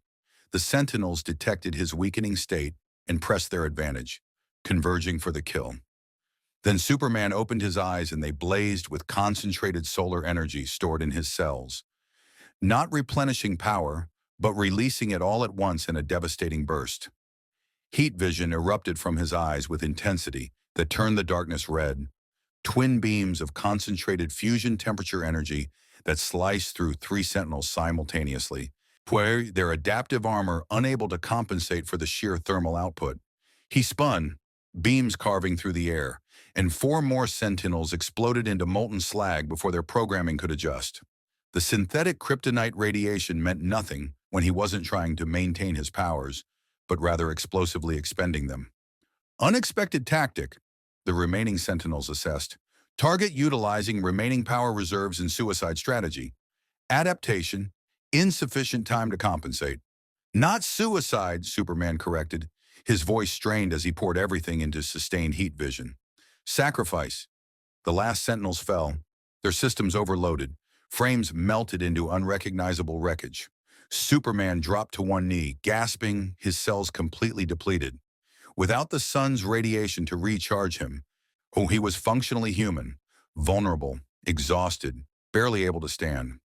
Storm immediately dispersed the clouds, allowing sunlight to flood the battlefield once more. Superman felt the yellow sun's touch on his skin, his cells drinking in radiation desperately, but recovery would take time, minutes at least, possibly hours to reach full capacity. That, Colossus said, helping Superman to his feet with surprising gentleness, was either brilliant or insane. Both, Superman admitted, leaning heavily on the metal mutant's support. Learned it from Batman. Sometimes the best way to beat an adaptive enemy is to give them exactly what they expect, then do something they can't adapt to fast enough. Beast examined the Sentinel wreckage with scholarly fascination mixed with horror. Anyway, these are Mark 7 models, cutting-edge technology that shouldn't exist outside classified military research facilities. Someone not only recommissioned the Sentinel program, but accelerated development by years. And they came straight here, Rogue noted, her borrowed electric powers fading. How'd they know Superman was at the mansion? We weren't exactly advertising. They didn't need to, a new voice said. Cyclops emerged from the tree line, his ruby quartz visor gleaming. Scott Summers carried himself with military precision, every movement calculated, and his expression suggested someone who'd seen this pattern before. The Sentinels were deployed the moment Superman publicly aligned himself with mutants. This was retaliation, a message that anyone who defends us becomes a target themselves. Then they've made their point, Superman said, straightening despite his weakness, and my response is that I don't scare easily. Cyclops studied Superman with the assessing gaze of a tactician evaluating both asset and liability. The professor spoke highly of you, said you reminded him of me, someone who carries the weight of power and tries to use it responsibly. I'm just trying to help, Superman replied. That's what we all say at the beginning, Cyclops said, his tone carrying decades of disillusionment. Then reality demonstrates that helping isn't enough, that mercy has a body count, and that sometimes the only way to protect innocence is to eliminate threats permanently. Superman met Cyclops' gaze, recognizing a kindred spirit struggling with the same moral calculations that haunted him. I've heard that argument before, from Wonder Woman, from Hawkgirl, from versions of myself in alternate timelines. And every time the answer is the same. The moment we decide killing is acceptable, we become executioners with better PR. Pretty speech, Cyclops replied. Tell that to the mutant children who died while we debated the ethics of lethal force against enemies who show us no such mercy. The tension between them was palpable, two leaders with similar burdens reaching opposite conclusions about what heroism required. Storm intervened, her diplomatic nature asserting itself. Gentlemen, this debate can continue later. Right now, we have destroyed Sentinels on our property, which means government investigators, media coverage, and political fallout. We need to coordinate our response. She's right, Beast agreed. These Sentinels were deployed without proper authorization. They represent illegal weapons deployment on American soil. If we handle this correctly, we can use it to expose whoever reactivated the program. Superman's enhanced hearing suddenly picked up multiple signals. Helicopters approaching, military-grade engines, communication frequencies used by covert agencies. We're about to have company. SHIELD, I think. Multiple aircraft, heavily armed. Of course, Cyclops said bitterly. They send killer robots after us. And when we defend ourselves, they arrive to ensure we're not the real threat. 3 SHIELD Quinjets descended around the battlefield, deploying tactical teams with practiced efficiency. Nick Fury emerged from the lead aircraft. His expression suggesting someone who'd expected this exact scenario and was grimly unsurprised by its manifestation. Superman, Fury greeted, his tone neutral. You've been in our universe 1 week and already sparked an international incident involving illegal Sentinel deployment. Want to explain how you manage that? I defended children from being murdered by government-funded death robots, Superman replied, his voice still strained from power depletion. If that's an international incident, then your international order has serious problems. Fury's eye narrowed. Those Sentinels weren't government-funded. They were privately developed by Trask Industries using stolen military technology. We've been tracking their black market Sentinel program for months. But they've had political protection that made moving against them complicated. Complicated, Cyclops repeated coldly. That's your excuse for allowing weapons of genocide to be developed while you tracked them? Watch your tone, Summers, Fury warned. I don't like this situation any more than you do. But S.H.I.E.L.D. operates within legal frameworks. We can't just raid private corporations without evidence and warrants. You have evidence now, Beast interjected, gesturing to the destroyed Sentinels. 12 Mark 7 models deployed in an attack on a private educational institution. That's enough for warrants, arrests, and a complete investigation into Trask Industries' activities. Fury nodded slowly. Already in progress. My teams are raiding Trask facilities as we speak. But here's the problem. They're claiming Superman is an alien threat who allied with mutant terrorists, and the Sentinels were a defensive response to protect humanity. Half the Senate is buying that narrative. Of course they are, Storm said wearily. Mutants are always the terrorists when we defend ourselves. Superman, his strength slowly returning as his cells absorbed solar radiation, stepped forward. Director Fury, I need to make something clear. I didn't come to your universe seeking conflict. I arrived by accident, and I've tried to help where I can. But I won't stand by while people are slaughtered just because they're different. If that makes me a threat in your government's eyes, then so be it. Bold stance, Fury observed. Also naive. What, you think you can fight the entire military-industrial complex because you've got heat vision and can bench press mountains? If necessary, Superman replied simply. That's exactly what concerns me, Fury said, his voice dropping to something more personal than official. You're powerful enough to do whatever you want, Superman. The only thing stopping you is your own moral code. But what happens when that code conflicts with reality? When you decide that your judgment matters more than human authority? When you look at the world's problems and think, I could fix this if everyone just listened to me? Then I'd become the monster you fear I might be, Superman acknowledged. That's why I seek accountability, why I work with teams rather than alone, and why I listen to people like Captain America and now Professor Xavier even when I disagree with them. Because absolute power without check is tyranny, and I refuse to become a tyrant. Fury studied him for a long moment, then nodded. Good answer. Now here's what's going to happen. S.H.I.E.L.D. takes custody of the Sentinel wreckage for evidence.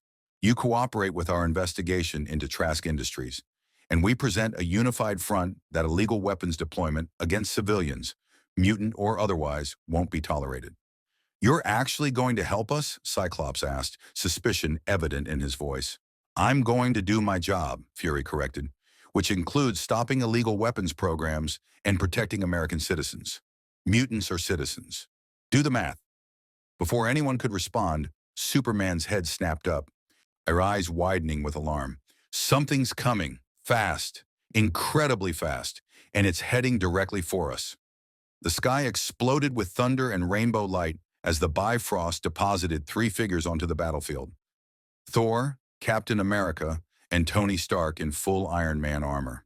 Thor's expression was grim, Mjolnir crackling with agitation. Steve's tactical assessment swept the scene instantly, cataloging destroyed Sentinels and gathered factions. Tony's HUD flickered with data analysis, and when his faceplate retracted, his expression was carefully neutral. We picked up Sentinel deployment signatures, Steve said, addressing both Fury and Xavier. Came as soon as we realized they were targeting the mansion. Are there casualties? Only mechanical ones, Xavier replied, wheeling forward. Thanks to Superman's intervention and the X-Men's defense. Thor approached Superman, noting his weakened state with a warrior's practiced eye. Thou art diminished, friend Kal-El. What manner of weapon could affect one of thy power? They synthesized something like kryptonite, Superman explained. Not perfect, but close enough to hurt me. These machines adapted to counter everyone here. They were designed to learn, evolve, and kill. Tony's expression darkened. Adaptive sentinels with kryptonite synthesis? That's nightmare fuel. Jarvis, tell me you got detailed scans of the wreckage. Complete analysis underway, sir, the AI confirmed. The technology involved represents a significant leap in both artificial intelligence and metamaterial engineering. Whoever funded this had resources that rival Stark Industries. Trask Industries, Fury provided, but they had help, political protection, black budget funding, stolen military technology. This goes deeper than one corporation's anti-mutant agenda. Steve looked at Superman, then at the X-Men, then back to Fury. This could have been a massacre. If Superman hadn't been here, the X-Men have defended this mansion against worse, Cyclops interrupted, pride and defensive anger mixing in his tone. We don't need alien saviors to protect us. Maybe not, Steve agreed, but having allies who help anyway, that's not weakness, Summers. That's what makes the difference between surviving and thriving. The battlefield fell into contemplative silence, broken only by SHIELD agents documenting wreckage and securing evidence. Superman, Wex still recovering, looked at the gathered heroes. Avengers, X-Men, SHIELD, all factions that should be united but remain divided by politics, fear, and competing visions of how to protect humanity. In my universe, Superman said quietly, heroes work together despite their differences. Batman and I disagree constantly, but we trust each other completely. The Justice League spans gods, aliens, humans, and everything in between, but we stand united. This universe has just as many heroes, just as much potential. Why does it feel like everyone's waiting for permission to do the right thing? No one had an immediate answer.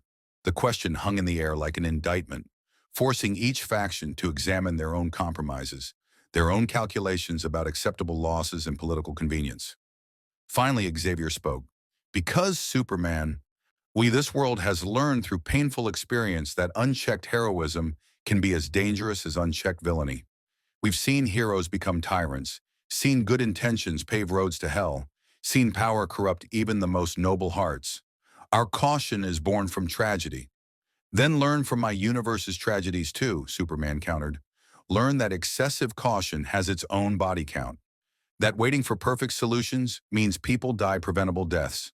That sometimes you just have to act and deal with the consequences, because inaction is itself a choice with moral weight.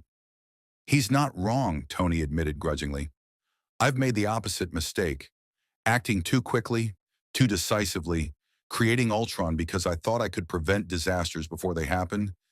There's a balance somewhere between Superman's idealism and our cynicism. Perhaps, Xavier agreed, and perhaps Superman represents an opportunity, a chance to remember what heroism looks like when it's not compromised by politics and fear. Fury's communicator chirped. He listened for a moment, then his expression shifted to something approaching grim satisfaction. Trask is in custody. Congressional investigation opening tomorrow. And here's the interesting part. Public opinion is swinging in Superman's favor. Footage of him defending mutant children against killer robots is going viral. You're becoming a symbol, Superman, whether you want to be or not. Superman looked down at the S on his chest, a symbol that meant hope in his universe. But here was still being defined. I don't do this for public opinion. I do it because it's right. That's what makes you dangerous, Fury replied. People who act purely on principle don't compromise, don't negotiate, don't accept pragmatic solutions. You're a moral absolute in a morally relative world. Maybe that's what this world needs, Steve said quietly, earning a sharp look from Fury. Someone who reminds us that some things aren't relative, that protecting the innocent isn't a political position, it's a moral imperative. Captain America siding with an alien over established protocols, Fury muttered. Never thought I'd see the day. I'm siding with what's right, Steve corrected, which is what I've always done. As the sun climbed higher, Superman felt his powers returning fully. Cells saturated with yellow sun radiation once more.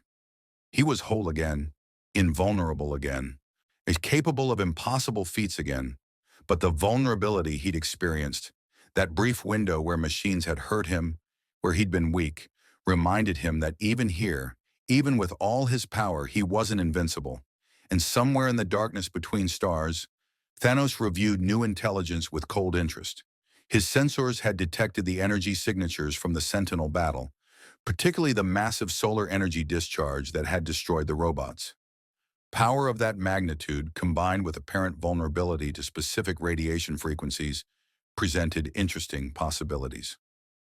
"Accelerate the timeline," Thanos commanded his lieutenants. "This Superman could threaten my collection of the Infinity Stones. He must be assessed, tested, and if necessary, eliminated before he becomes a true obstacle." Back at the mansion, and as S.H.I.E.L.D.'s investigation wrapped up and the Avengers prepared to depart, Superman stood with the X-Men on the steps where he'd first arrived that morning.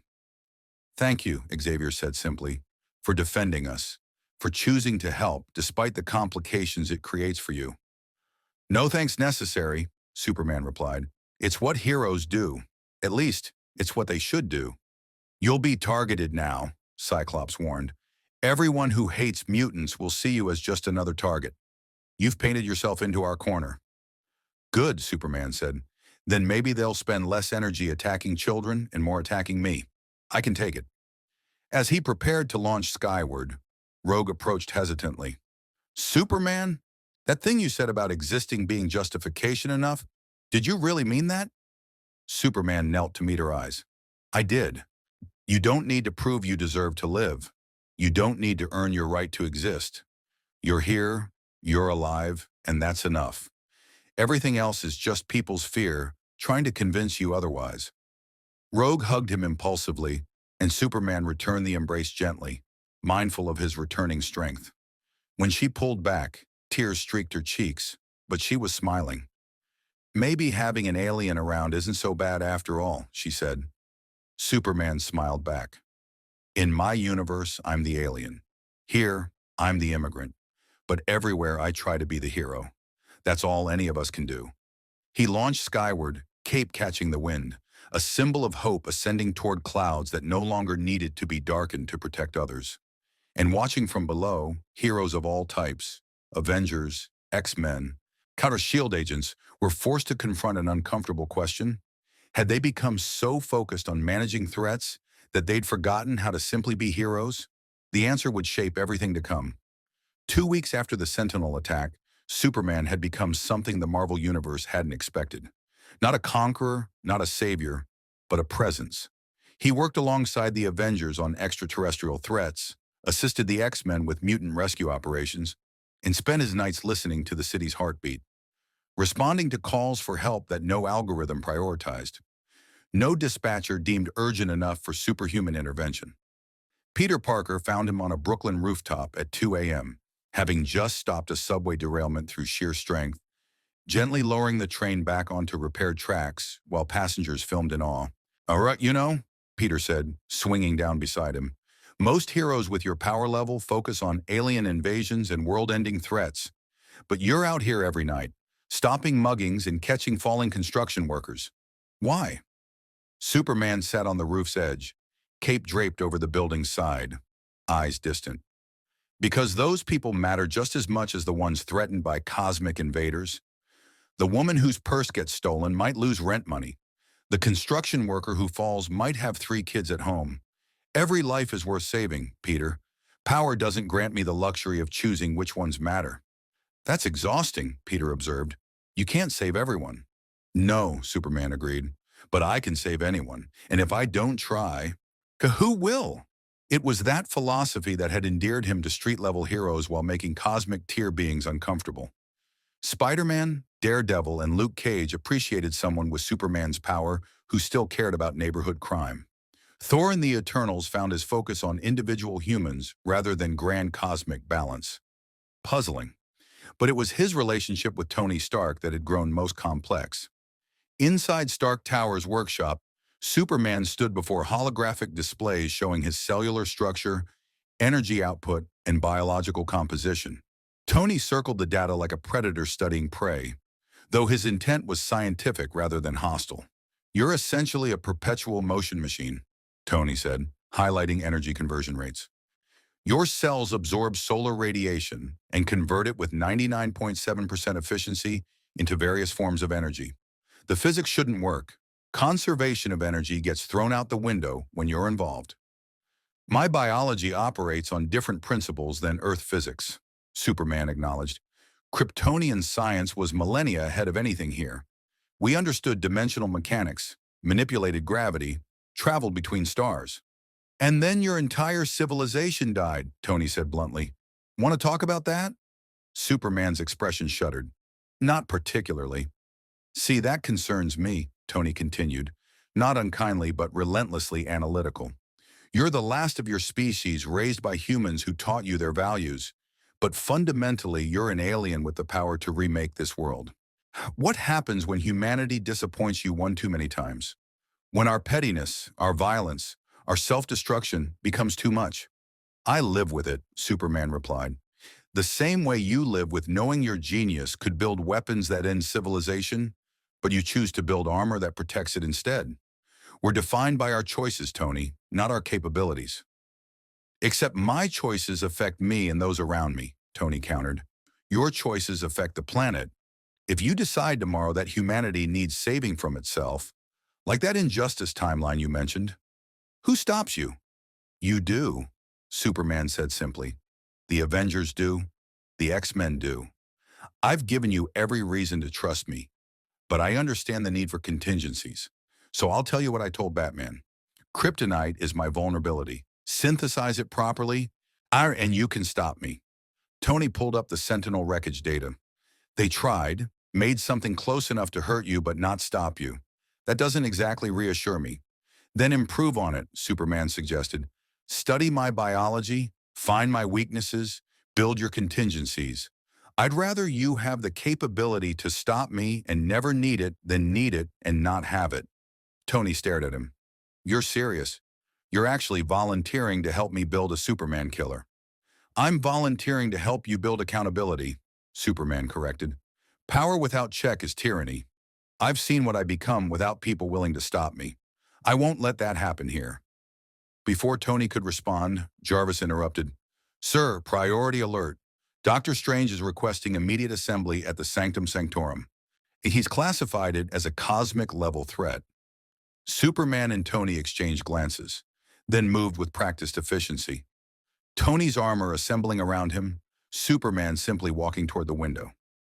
You know, Tony said as they departed, Batman sounds like someone I should meet. Anyone who convinced you to hand over your own kill switch must be either brilliant or insane. Both, Superman confirmed with slight smile. Definitely both. The Sanctum Sanctorum rose in Greenwich Village like architectural impossibility. Its physics-defying geometry making Superman's enhanced vision briefly glitch, trying to perceive dimensions human eyes couldn't process. Doctor Strange stood at the entrance, the eye of Agamotto gleaming on his chest, his expression carrying the weight of someone who'd witnessed futures he couldn't prevent. Hey, Superman, Strange greeted, his tone formal but not unfriendly. We need to talk about your presence in our universe.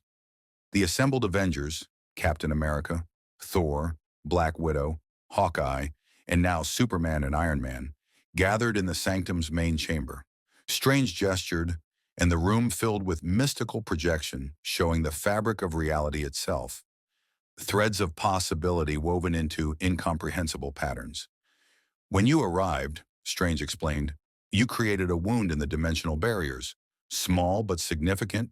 I've been monitoring it, attempting to seal it, but the damage is problematic.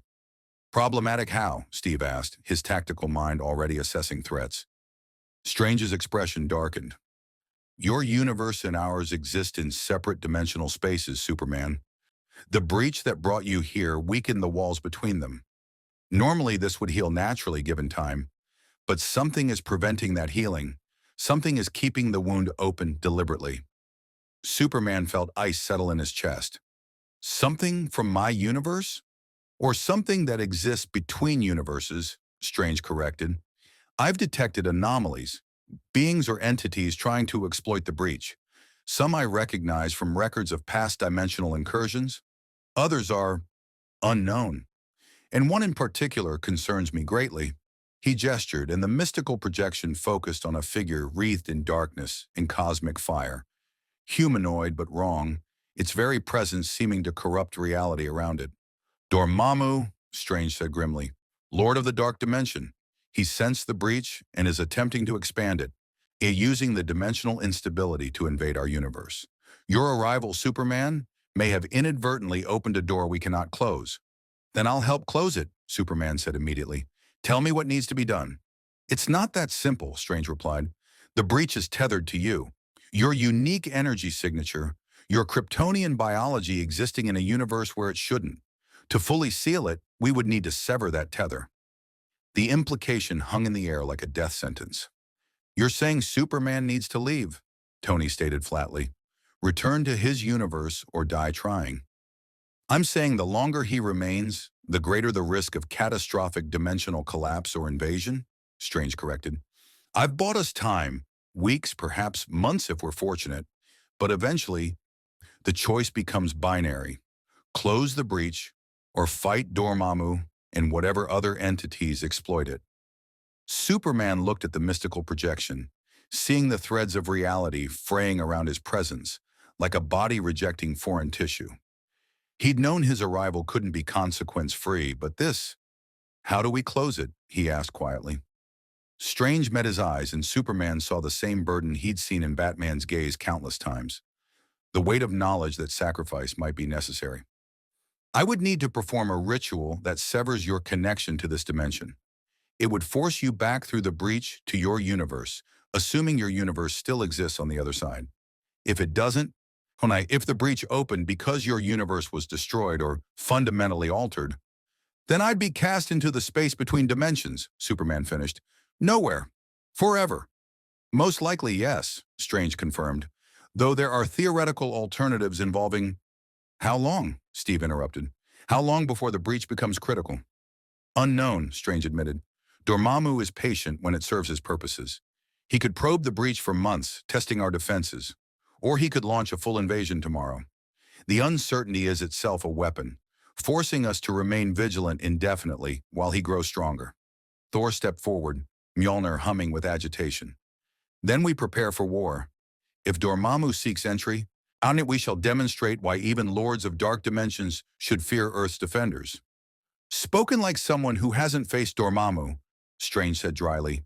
I've fought him before, barely survived, and that was with the Time Stone's assistance. He exists beyond time, beyond death. He is entropy given consciousness and malevolent will. Then we'll need help, Natasha observed. Every available hero, every resource. If we're facing an extinction-level threat, we're also facing a choice, Superman interrupted, between risking dimensional invasion or sending me away. And honestly, that's not much of a choice. Don't, Steve said sharply. Don't make yourself the sacrifice before we've explored every option. That's not strategy, that's martyrdom. It's responsibility, Superman countered. I came here by accident, but my presence creates danger. If my leaving prevents catastrophe, your leaving is what Dormammu wants, Strange interjected. I've been monitoring his actions through mystical reconnaissance. He's not just trying to invade, he's trying to push you out. Your presence here, your unique energy signature, is actually stabilizing certain dimensional frequencies. If you leave now, the breach doesn't close, it explodes. The room fell silent as the implications registered. You're saying Superman is both the cause and the prevention of dimensional collapse, Tony summarized. That's some quality cosmic irony right there. It's more complex than that, Strange said, pulling up additional projections. Superman's biology resonates with specific dimensional frequencies. His Kryptonian cells, charged by yellow sun radiation, emit a signature that happens to interfere with Dormammu's dark dimension energy. He's not stabilizing the breach. He's poisoning it from Dormammu's perspective. So I'm accidentally defending against invasion just by existing here, Superman said slowly. But eventually my presence will cause the breach to collapse anyway. Unless we find a way to properly seal it while maintaining your stabilizing presence, Strange confirmed, which requires magic, science, and cosmic understanding I don't currently possess. Then we learn, Steve said firmly. We research, experiment, and find a solution that doesn't require Superman's death or exile. That's what we do. We find a way when there doesn't seem to be one. Captain Rogers speaks wisdom, Thor agreed. We have faced countless impossible challenges. The Chitauri invasion. Ultron's uprising. Thanos's... He paused, something flickering across his expression. We have survived worse through unity and determination. Superman noticed Thor's hesitation, but didn't press. Instead, he turned to Strange. What do you need from me? Tests, samples, energy signatures? Whatever helps you understand how to seal this breach safely. Everything, Strange replied. Your cooperation with mystical examination, coordination with Tony's scientific analysis, and patience while we work. But Superman, he paused, choosing words carefully. You should prepare for the possibility that we can't find a solution, that eventually you'll have to choose between staying and saving this universe. I understand, Superman said quietly. And if that choice comes, I'll make it. But until then, I'm here. And I'm going to do everything I can to help. As the meeting adjourned and heroes dispersed to their tasks, Superman remained in the sanctum, studying the mystical projection of dimensional instability. Strange approached with 2 cups of tea, offering one. You're thinking about your universe, Strange observed, wondering if it still exists. Every moment, Superman admitted. Lois, my wife, the Justice League, Metropolis, everything I knew and everyone I loved. If that universe is gone, if it was destroyed in whatever caused the breach, then I'm not just lost. I'm the last remnant of an entire reality. You're familiar with being the last of your kind, Strange noted, not unkindly. Too familiar, Superman agreed. Krypton's destruction taught me about survivors' guilt, about carrying the weight of an extinct civilization. Yeah, but at least I had Earth, had people who loved me, had a purpose. If my entire universe is gone, he trailed off, unable to articulate the vastness of that loss. Strange sipped his tea contemplatively. The multiverse is infinite, Superman. Infinite universes, infinite possibilities, infinite versions of everyone you've lost. Somewhere your Justice League still fights. Somewhere Lois Lane is still investigating corruption. Somewhere Krypton never fell. But they're not my versions, Superman said. They're not the people I knew, the reality I called home. And infinite alternatives don't make the loss less painful. No, Strange agreed. They don't. But they do mean hope isn't lost. As long as the multiverse exists, possibility exists. And possibility, Superman, is what we fight for. Before Superman could respond, the Sanctum's alarm systems activated. Strange's hands moved in precise patterns, mystical shields snapping into place as he assessed the threat. Impossible, Strange muttered. He's not supposed to be able to. The air tore apart as a portal of roiling darkness opened in the Sanctum's center.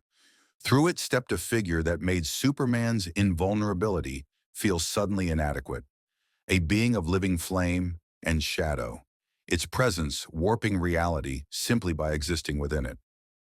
Dr. Strange, the being spoke, its voice echoing from everywhere and nowhere simultaneously. And the Kryptonian anomaly. How convenient. Dormammu, Strange said, power crackling around his hands.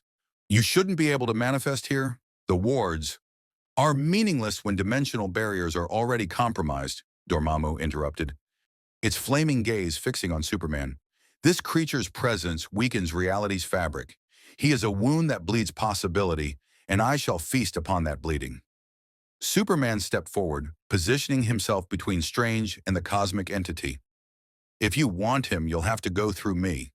Dormammu laughed, a sound like universes dying. Brave words from one who exists where he should not. You are strong, Kryptonian, but I am eternity. I am the dark between stars. I am entropy's final word. What are you compared to that?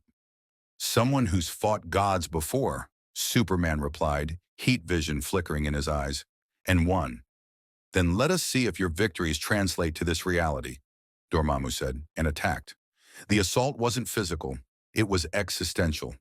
Dormammu reached not for Superman's body, but for his being, attempting to unravel the dimensional threads that allowed a Kryptonian to exist in the Marvel Universe.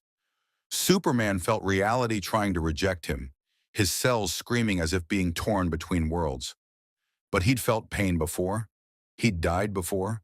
And he'd learned through decades of heroism that willpower sometimes mattered more than power. No, Superman growled, planting his feet as if gravity itself obeyed his defiance.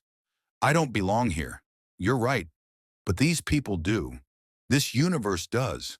And I won't let you destroy it just because I'm an easy target. He launched at Dormammu with speed that shattered the sound barrier, fist connecting with the entity's form. The impact sent shockwaves through the sanctum's mystical architecture, dimensional barriers screaming as two impossible forces collided. Strange immediately began casting, in his hands weaving spells of binding and banishment. But Dormammu was too strong, too present.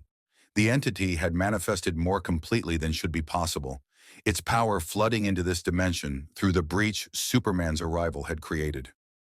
This is what you've wrought, Kryptonian, Dormammu taunted, deflecting Superman's blows with casual contempt.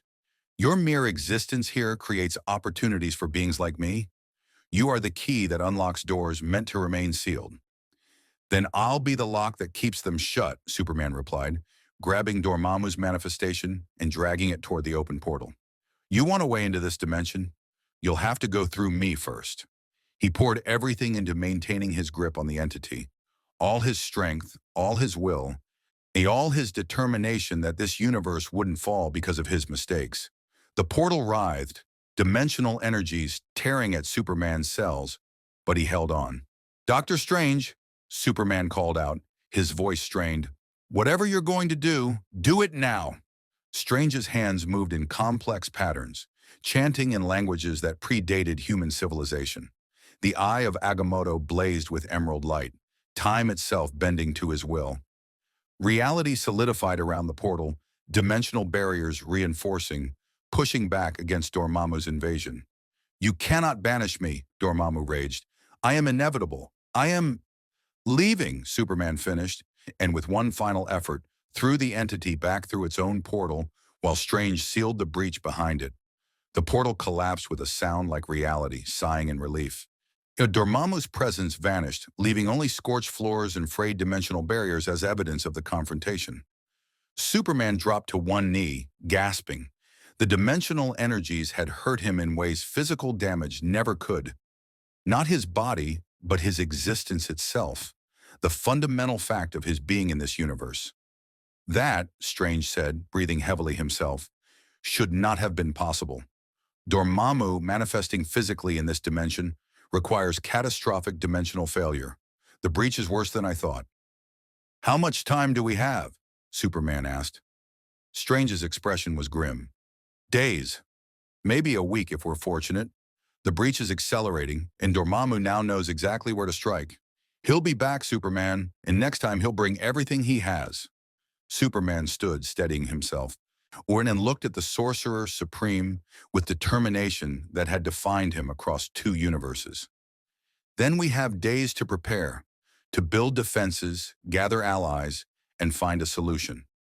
Because I didn't survive Doomsday, death and dimensional displacement, just to let a cosmic tyrant destroy the universe I accidentally fell into.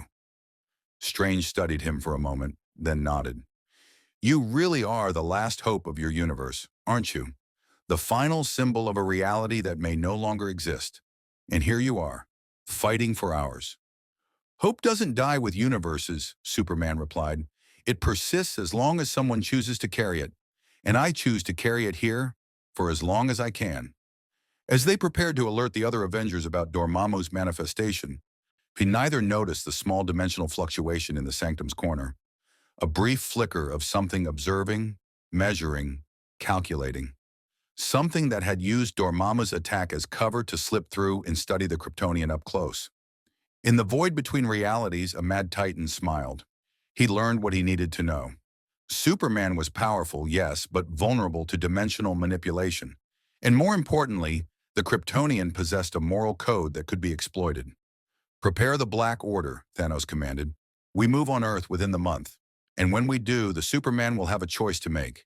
Help me collect the Infinity Stones peacefully, or watch this universe burn while trying to stop me. The pieces were moving into position. The endgame was approaching. And Superman, symbol of hope from a universe that might no longer exist, would soon face the greatest test of his principles. Because in the Marvel Universe, even hope had a price. And sometimes that price was measured in worlds. The War Room in Avengers Tower had never felt so crowded. Representatives from every major hero faction stood around the holographic display. Avengers, X-Men, Fantastic Four, Defenders, even reluctant appearances from anti-heroes like the Punisher and Elektra. Doctor Strange's warning about Dormammu had unified disparate groups with remarkable speed, though the underlying tensions remained palpable. Superman stood near the display, conscious of the weight of dozens of eyes upon him, some grateful, some suspicious, all measuring whether the alien refugee was worth the dimensional catastrophe his presence had triggered. "And let me make sure I understand this correctly," Reed Richards said, his analytical mind processing the information Strange had provided. "Superman's arrival created a dimensional breach. That breach is both attracting cosmic threats like Dormammu and simultaneously preventing those threats from fully manifesting. He's essentially a lightning rod for dimensional invasion, but also our best defense against it." "Correct," Strange confirmed. "The paradox is maddening, but the mystical mathematics are sound. Superman's unique energy signature disrupts dark dimensional frequencies while simultaneously destabilizing our reality's barriers. So we're damned if he stays, damned if he leaves," Johnny Storm summarized. "That's some quality apocalypse logic right there." "Not necessarily," Susan Richards interjected. "It's her force field expertise giving her insight into dimensional barriers. If we can understand the mechanism of Superman's disruptive effect, we might be able to replicate it artificially. Create a device that maintains the dimensional interference without requiring his presence." "That would take months of research," Reed calculated. "We don't have months. Strange estimated days before the breach becomes critical." "Then we buy time," Steve Rogers said with the calm authority that had led the Avengers through countless crises. "We fortify dimensional barriers, prepare defensive positions, and work around the clock on a permanent solution. We've faced impossible odds before." "Not like this," Strange countered. "Dormammu is beyond physical threat. He exists as a fundamental force, entropy, heat death, the eventual end of all things. Fighting him is like fighting death itself." "Then we don't fight him," Superman said quietly. All eyes turned to him. "We negotiate." The room erupted in protest, but Superman raised his hand. "Hear me out. Dormammu wants access to this dimension, correct? What if we offer him something else? Something that satisfies his hunger for conquest without sacrificing this universe?" "You can't negotiate with cosmic abstracts," Strange said flatly. "I've tried. Dormammu views all existence as rightfully his. Compromise isn't in his nature." "Everything has a nature until it changes," Superman replied. "Where I come from, I've negotiated with Darkseid, a god of tyranny who enslaves entire worlds. With Brainiac, an AI that collects civilizations before destroying them. Even gods and monsters have wants, needs, fears. Watch, we just need to find Dormammu's leverage point." "His leverage point is consuming reality," Tony interjected. "That's not exactly something we can bargain with." "Maybe not," Superman agreed, "but he attacked through a small manifestation rather than full invasion. That suggests limitation. He can't fully enter our dimension yet, which means he's vulnerable while transitioning between realms. That vulnerability is our leverage." Professor Xavier, who'd remained silent during the exchange, wheeled forward. Superman raises an intriguing point. If Dormammu truly possessed unlimited power, he wouldn't need the breach. He'd simply tear through reality by force. The fact that he's probing, testing, suggests he's bound by rules we don't fully understand. "Dark dimensional entities are constrained by metaphysical laws," Strange confirmed reluctantly. "Dormammu can't simply invade. He requires invitation, worship, or dimensional weakness. The breach provides that weakness, but Superman's presence limits how fully he can exploit it." "Then we're back to the same problem," Cyclops observed, his tactical mind cutting through the theorizing. "Superman stays, the breach eventually collapses and potentially takes the dimension with it. Superman leaves, Dormammu invades unopposed. Either way, we lose." "Unless there's a third option," a new voice said from the doorway. Everyone turned to see a figure that shouldn't exist in this room. Magneto, master of magnetism, leader of the mutant resistance. and someone whose invitation to Avengers strategy sessions was decidedly absent. Yet here he stood, levitating casually, his helmet glinting under the fluorescent lights. "Eric," Xavier said with forced calm, "this is a private gathering." "Nothing concerning the survival of Earth is private, Charles," Magneto replied, floating into the room with regal bearing. "I've been monitoring the dimensional instability from Genosha. Your breach registers on instruments sensitive to electromagnetic distortion. When I realized Superman's Kryptonian biology generates unique energy signatures," he gestured toward Superman, "I had to investigate." "And what did you discover?" Superman asked, neither hostile nor welcoming, simply curious. Magneto produced a small device, setting it on the table. Holographic projections flared to life, Hitty showing electromagnetic field analyses far more sophisticated than even Tony's equipment had generated. "Your cells emit a resonance frequency that interferes with dark dimensional energy," Magneto explained. "But more interesting, that frequency is remarkably similar to electromagnetic patterns I've observed in cosmic phenomena, specifically the patterns associated with universal rebirth events." Strange leaned forward, interest overriding his distrust of Magneto. "You're suggesting Superman's presence isn't coincidental, that he was drawn here by universal forces responding to dimensional instability." "I'm suggesting the multiverse has self-correcting mechanisms," Magneto replied. "When one universe develops critical instability, sometimes it draws elements from other universes to stabilize it. Superman isn't the cause of our dimensional problems. He's the universe's attempted solution." "That's actually brilliant," Reed admitted grudgingly. "A metaphysical immune response. The multiverse recognizing a threat and summoning a countermeasure from another reality. Which means sending me away wouldn't just fail to solve the problem," Superman realized. "It would remove the universe's natural defense against whatever caused the instability in the first place." "Precisely," Magneto confirmed. "The question becomes, what created the instability that summoned you? Because dimensional barriers don't simply weaken spontaneously. Something or someone damaged them deliberately." The room fell into contemplative silence as the implications registered. Superman's arrival wasn't random chance or cosmic accident. It was a symptom of a larger problem they hadn't identified yet. "Jarvis," Tony commanded, "cross-reference all major cosmic events in the past 6 months with dimensional instability readings." "Processing, sir," the AI responded. Data flooded the holographic displays, and within seconds a pattern emerged. Notable correlation detected. Dimensional instability spiked significantly during 3 specific events: the Asgardian convergence 6 months ago, a brief temporal anomaly in Eastern Europe 3 months ago, and a localized reality distortion in New York 2 months ago. "The New York distortion," Strange said slowly. "That was the Scarlet Witch. Wanda lost control during an emotional crisis, and very briefly warped reality around several city blocks. Wanda's powers are fundamentally reality-altering," Susan noted. "If she destabilized dimensional barriers even temporarily, that could have created the conditions for Superman's arrival." "It's not her fault," Steve said firmly, preempting the inevitable blame. "Wanda struggles with powers she barely understands. Condemning her for accidents is counterproductive." "I'm not interested in blame," Superman said. "I'm interested in solutions. If Wanda's powers cause this, can they fix it?"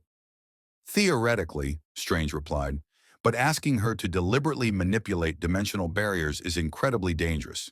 She could make things exponentially worse, collapse multiple universes simultaneously, or erase reality entirely." "Or she could be trained," Xavier suggested. "Yes, with proper guidance, Wanda's abilities could stabilize rather than destabilize. But such training would require time, patience, and expertise in both telepathic and mystical disciplines." "Which brings us back to our timeline problem," Cyclops interjected. "We have days before Dormammu attempts another manifestation, possibly hours before other dimensional entities try to exploit the breach. Training Wanda is a long-term solution when we need immediate action."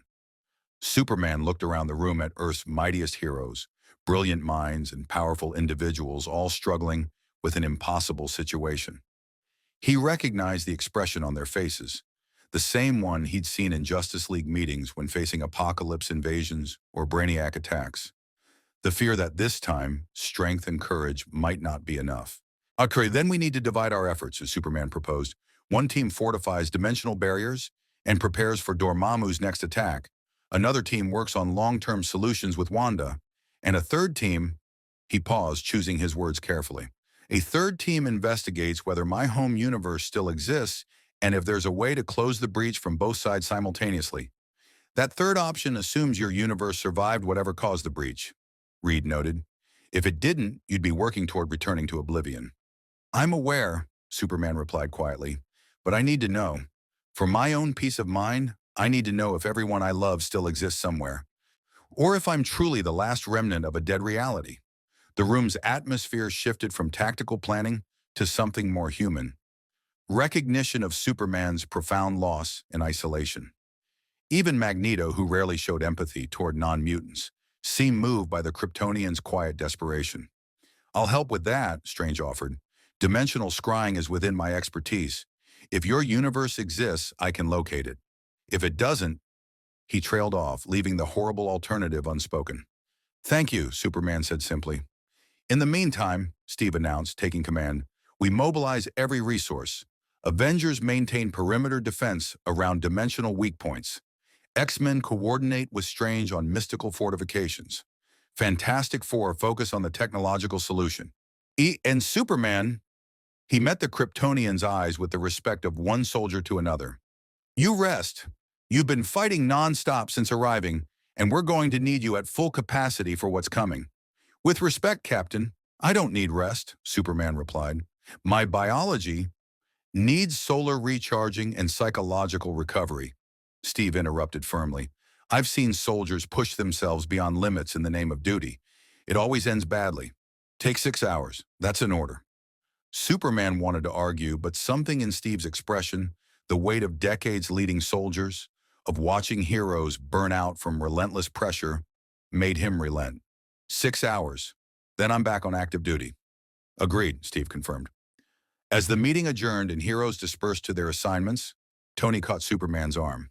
Come on. I've got something to show you before you catch your government-mandated nap. They descended to Tony's workshop, where holographic displays showed the Superman killer designs Tony had been developing. Weapons, containment systems, energy dampeners, all specifically calibrated to counter Kryptonian biology. You're actually building them, Superman observed without judgment. I'm building contingencies, Tony corrected, because someone taught me that hope is great, but preparation keeps people alive. He pulled up a specific design, a suit of armor incorporating synthesized kryptonite, dimensional shielding, and adaptive AI. This is the final version, theoretically capable of matching you, blow for blow. I call it the Iron Kryptonian. Superman studied the design with genuine interest. It's brilliant, really. Well, Batman would approve. Batman being your paranoid detective friend with the bat fetish? Tony asked. That's him, Superman confirmed with a slight smile, though he prefers strategic preparation to paranoia. Tony smirked. I like him already. But here's the thing. I built this because you asked me to, because you understand the danger unchecked power represents. But Superman? He met the Kryptonian's eyes seriously. I really hope I never have to use it. Me too, Superman agreed. Because if you do, it means I've failed. Failed to be the hero I promised to be. Failed to maintain the principles my parents taught me. Failed to honor everything Krypton and Earth made me. That's the thing about you that makes everyone nervous, Tony observed. You carry the weight of two worlds, one dead, one adopted. That's a lot of pressure for anyone, even someone who can bench press planets. What happens when that pressure becomes too much? Then I hope someone stops me before I hurt anyone, Superman replied. That's why I trust you to build this armor, Tony. Because if I ever become the threat I fear I might, I trust you to do what's necessary. They stood in silence for a moment, two geniuses from different worlds, one technological, one biological, united by the understanding that power required restraint and restraint required trust. 6 hours of rest, Tony finally said. Tower's guest quarters are soundproofed. You won't hear the city's heartbeat, won't be tempted to respond to every crisis. Jarvis will monitor for legitimate emergencies. Thank you, Superman said, for everything. For trusting me, for building contingencies, for being the friend I need even when it's uncomfortable. Yeah, well, don't get mushy about it, Tony deflected, though his tone carried warmth. Go sleep. And Superman, when you wake up, we're going to save this universe. Both of our stubborn, brilliant minds against cosmic tyranny. I like those odds. Superman smiled, genuine and warm, before departing toward the guest quarters. Tony watched him go, then turned back to his holographic displays, pulling up new designs, new contingencies, new preparations. Jarvis, Tony said quietly, what's the probability that we solve this without losing Superman one way or another? The AI processed for several seconds before responding. Based on current variables in Dr. Strange's projections, 23.7%, sir. The most likely outcomes involve either Superman's death, permanent exile to another dimension, or sacrifice to seal the dimensional breach. Then we change the variables, Tony said with fierce determination. We find the 24th outcome, the one where everyone survives. Because that's what we do. We're heroes. We make the impossible possible. Very inspirational, sir, Jarvis replied with a hint of the dry humor Tony had programmed. Shall I begin calculations for improbable scenario optimization? Yes, Tony confirmed. And Jarvis, start with the assumption that Superman deserves a happy ending. Work backward from there. High above the Earth, in a cloaked sanctuary vessel that sensors couldn't detect, Thanos observed the planet with cold calculation. His advanced scouts had provided detailed intelligence. The dimensional breach, the alien refugee, the mobilizing heroes. Perfect chaos. A perfect opportunity. Ebony Maw, Thanos commanded, begin psychological profiles on the Superman. I want to know everything. His values, his fears, his breaking points. If we can turn him to our cause, he becomes our greatest asset. If not, we need to know exactly how to destroy him. As you command, great Thanos, the Maw replied, his voice oily with malicious intelligence. The Kryptonian's psychology follows predictable patterns. Heroic idealism, survivor's guilt, desperate need to protect adopted homes. Such minds break beautifully when forced to choose between saving one and saving all. Then we'll give him that choice, Thanos said. When I come for the Infinity Stones, he'll stand with me or watch worlds burn, and either outcome serves my purpose. In the Sanctum Sanctorum, Dr. Strange performed the scrying ritual, in mystical energies reaching across dimensional boundaries, searching for any trace of Superman's home universe. The process was exhausting, dangerous, and might ultimately prove futile. But as he pushed deeper into the dimensional void, something responded. Not the universe itself, but an echo, a message encoded in the dimensional fabric, repeating endlessly like a beacon. Strange's eyes widened as he translated the message. It was written in a language he shouldn't be able to read, yet somehow understood instinctively. The message was simple, desperate, and addressed specifically to anyone from the DC universe who might receive it. Reality is collapsing. The source wall has failed. The dark multiverse is bleeding through. If you can hear this, our universe is dying. Send help. Send hope. Send. The message ended abruptly, as if cut off mid-transmission. Strange sat back, hands trembling slightly. He'd found Superman's universe. Or rather, he'd found what remained of it, a reality in its death throes, crying out for salvation that might never come. And now he had to decide whether to tell Superman the truth, that his home was dying, that everyone he loved was facing annihilation, and that he was here, trapped in another universe, unable to help. The Sorcerer Supreme had faced many terrible choices in his long career, but telling a symbol of hope that hope itself might be dead, that was a cruelty even he struggled to justify. Yet honesty demanded it. Superman deserved the truth, no matter how painful.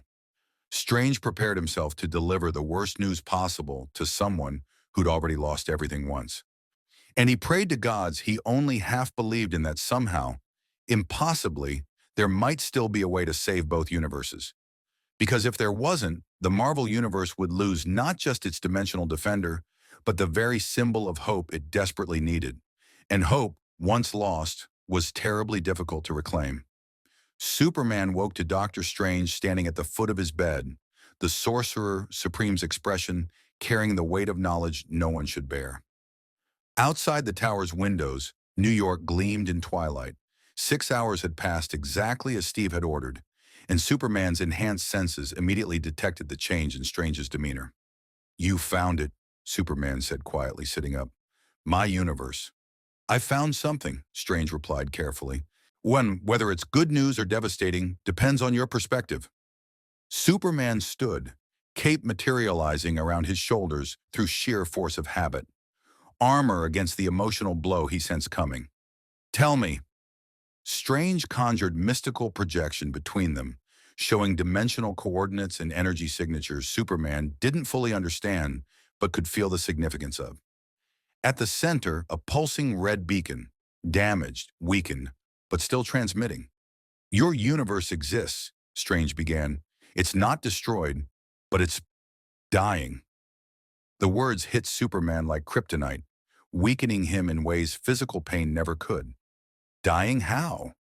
"Something called the Source Wall has failed," Strange explained, pulling up the fragmented message he'd intercepted.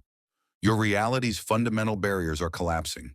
The dark multiverse, I don't fully understand what that means in your cosmology, is bleeding through, corrupting stable reality. The message was sent weeks ago, possibly months. By the time it reached across a dimensional boundaries, it might already be too late, Superman finished, his voice hollow. "Or there might still be time," Strange countered. "The message asked for help, for hope. That suggests someone is still fighting, still believing rescue is possible. Your Justice League, presumably." Superman's fists clenched, knuckles white even through invulnerable skin. "Batman, Diana, Barry, Hal. They're facing universal collapse, and I'm here, trapped in another dimension, unable to help them." "You're not trapped," Strange said carefully. "I could send you back. And the ritual to sever your dimensional connection works both ways. It could push you out of this universe or pull you back to yours. But Superman," he paused, choosing words with surgical precision, "the energy required to bridge dimensions would destabilize the breach further. I could send you home, but it might destroy both our universes in the process." The cruelty of the choice settled over Superman like a suffocating blanket. Save his universe or save this one. Choose between everyone he'd ever loved and everyone who'd shown him kindness in this strange new reality. "How long?" Superman asked. "How long does my universe have?" "Unknown," Strange admitted. "Dimensional collapse doesn't follow linear time. It could be days, weeks, or already complete by the time you arrive. And the message is old. There's no way to verify current conditions without actually crossing over." "Then I cross over," Superman said immediately. "If there's even a chance they're still fighting, I have to try."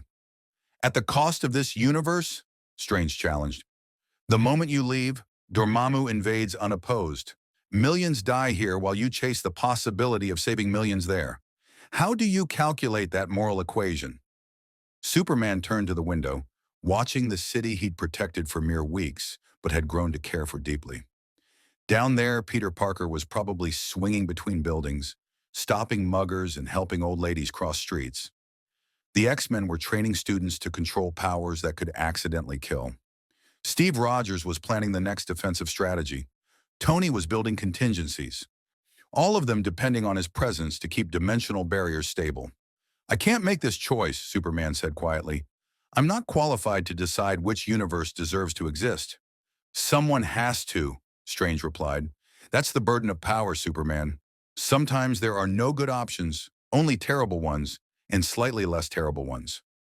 Before Superman could respond, alarms screamed through the tower. Jarvis's voice carried unprecedented urgency. "Priority Alpha threat. Multiple dimensional breaches opening simultaneously across the planet. Counting 17 distinct invasion points. Mystical signature matches Dormammu's dark dimensional energy, but there are other entities as well. Unknown classification." Strange's hands moved in immediate defensive patterns, mystical shields flickering to life. He's not probing anymore. This is full invasion. He's using the breach instability to force entry through multiple points simultaneously. Then we fight, Superman said, moving toward the window. We can discuss cosmic trolley problems after we save the planet. They emerged onto the tower's landing platform to chaos. Across New York's skyline, tears in reality bled darkness into the world. Not simple portals, but wounds through which fundamental wrongness poured. Through one breach, creatures of living shadow emerged, their forms shifting and impossible. Through another, beings of crystallized entropy that made the air around them age and decay. And through the largest breach, hovering above Times Square, Dormammu himself manifested, not as partial projection, but as a towering avatar of cosmic destruction. "Kera mortals," Dormammu's voice echoed across the city, carrying to every ear simultaneously. "Your reality is mine now. Surrender, and I shall grant you the mercy of quick annihilation. Resist, and I shall teach you what eternity and torment truly means." The Avengers assembled with practiced speed. Iron Man, Captain America, Thor, Black Widow, Hawkeye, Hulk roaring onto the scene as Bruce Banner's control slipped.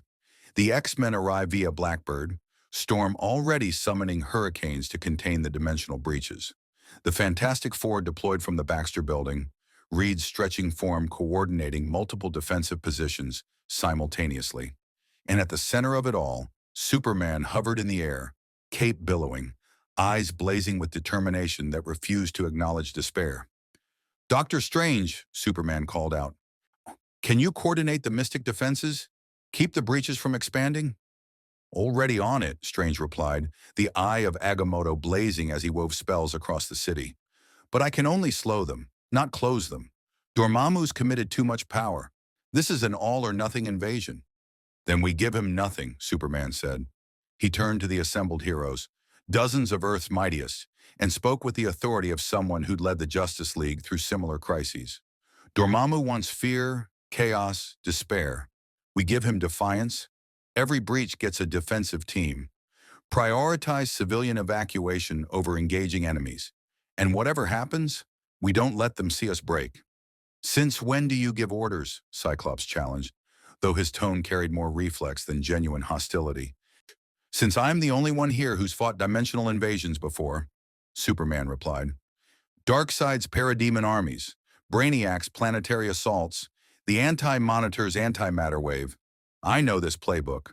Trust me, or waste time arguing while people die." "Your choice." Steve Rogers stepped forward. "He's right. We follow his lead on this." "Superman, what do you need?"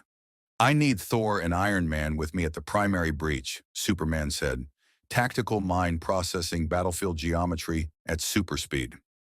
"We hit Dormammu's avatar directly, force him to focus power on defense rather than expansion. Storm coordinate weather patterns to disrupt the smaller breach's stability. Reed, analyze the dimensional frequencies. Find a weakness we can exploit. Xavier, telepathic coordination across all teams. And me," Hulk growled, is eager for smashing. "You and Colossus hit the crystallized entropy beings," Superman directed. "Pure kinetic force might disrupt their molecular cohesion, but Hulk, I need you controlled, focused.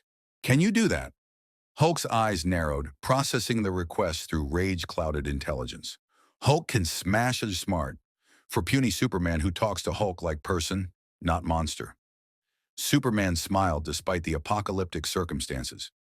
"That's because you are a person, Bruce. A person who happens to be the strongest there is when he gets angry. Now let's use that strength." The heroes dispersed to their assigned positions with military precision, years of crisis response overcoming factional differences. Superman, Thor, and Iron Man ascended toward Dormammu's manifestation, three figures against a cosmic entity that dwarfed skyscrapers. "This is madness," when Tony observed through his armor's speakers. "We're gnats attacking a blowtorch." "Then we'll be very determined gnats," Thor replied, Mjolnir crackling with the full fury of Asgardian lightning. "I have fought beings who claim godhood before. They all learned that even gods can bleed." "Dormammu isn't a god," Superman said, his eyes analyzing the entity's structure with X-ray vision, searching for vulnerabilities. "He's a concept given form, entropy, decay, the eventual heat death of universes. But concepts can be challenged, ideas can be fought. With what? Tony demanded. Hope and good intentions? With the fact that entropy requires time, Superman replied, and time can be manipulated. Doctor Strange just brought us proof of that with the Time Stone. Dormammu exists across temporal dimensions, Omri, but that means he's vulnerable to temporal disruption. They reach the entity, close enough now to feel the wrongness radiating from its form. Reality itself recoiling from Dormammu's presence. The Lord of the Dark Dimension turned its burning gaze upon them, and Superman felt existential dread try to overwhelm his will. But he'd faced existential dread before. He'd died and returned. He'd watched Krypton burn and recorded messages. He'd held Lois's lifeless body in nightmare visions of possible futures.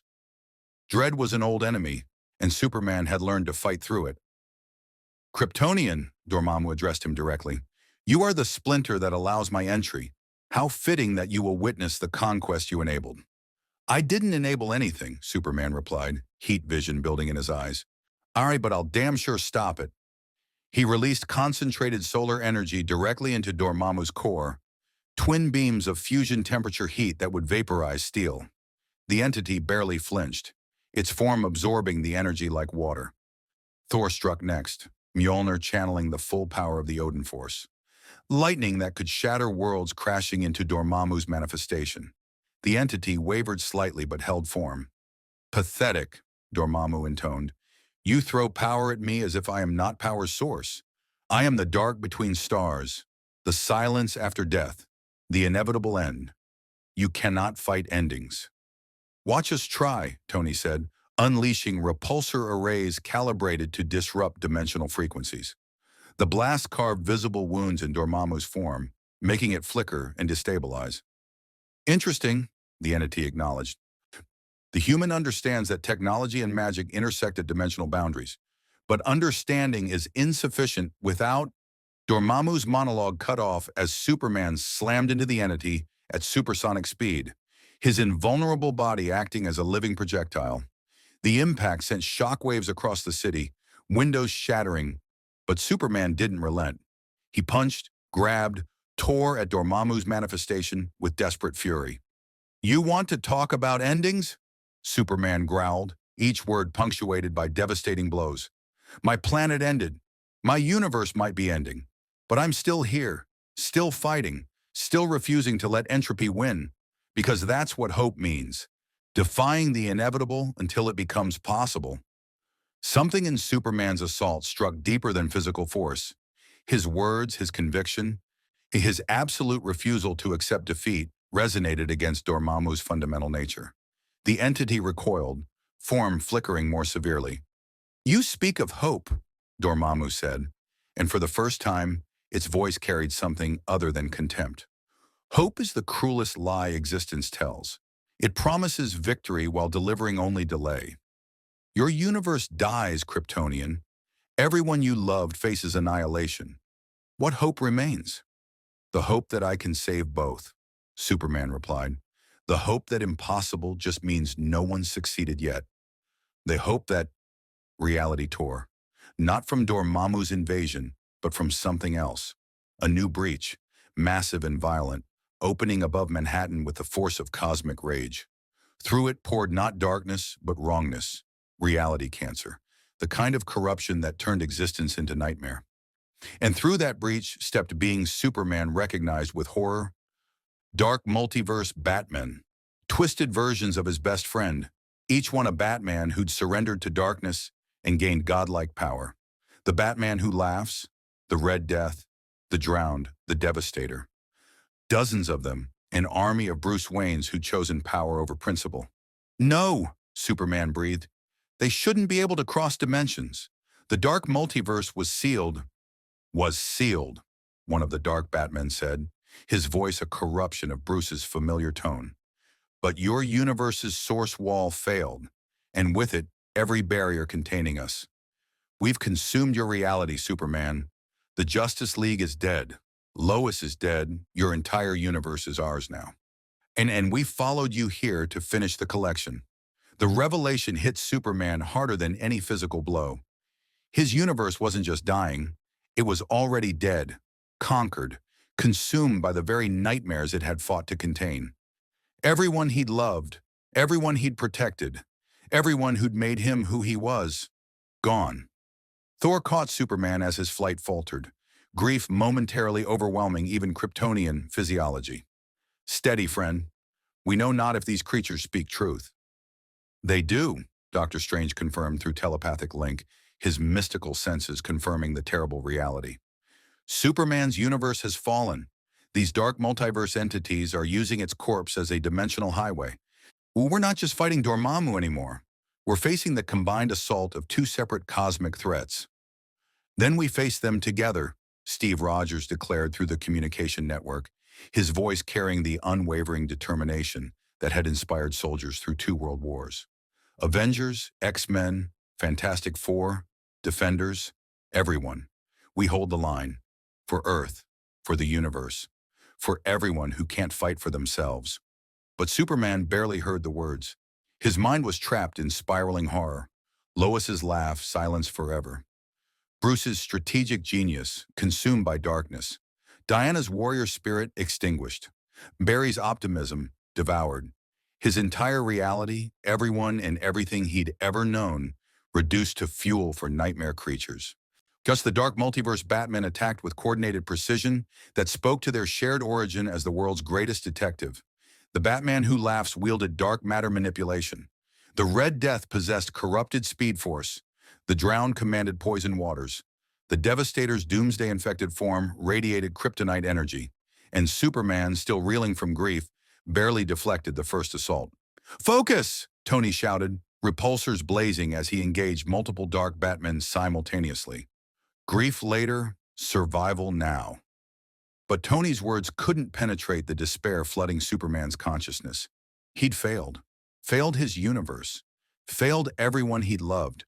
Failed the very concept of hope he'd embodied for decades. What was the point of fighting here when he'd already lost everything there? A heat vision carved through a dark Batman, destroying the construct. But Superman felt nothing. No satisfaction, no triumph, just hollow emptiness.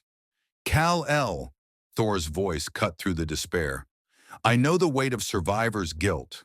I have watched Asgard fall, my people scattered, my family destroyed.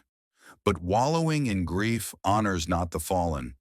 Fighting for those who remain does. The words reached Superman through the darkness, a lifeline thrown by someone who understood. Thor had lost his universe too, in a sense. His home, his people, his father. Yet here he stood, fighting anyway, refusing to let loss define him. Superman looked around the battlefield, at heroes giving everything to protect a universe they knew might be doomed, at civilians fleeing in terror, but trusting heroes would save them, and at Peter Parker swinging between breaches despite being hopelessly outmatched because that's what heroes did. They fought, even when hopeless, even when doomed, even when every logical calculation said surrender was the only rational choice. They fought anyway, and Superman remembered why he wore the S. Hope, he whispered, then louder. Hope!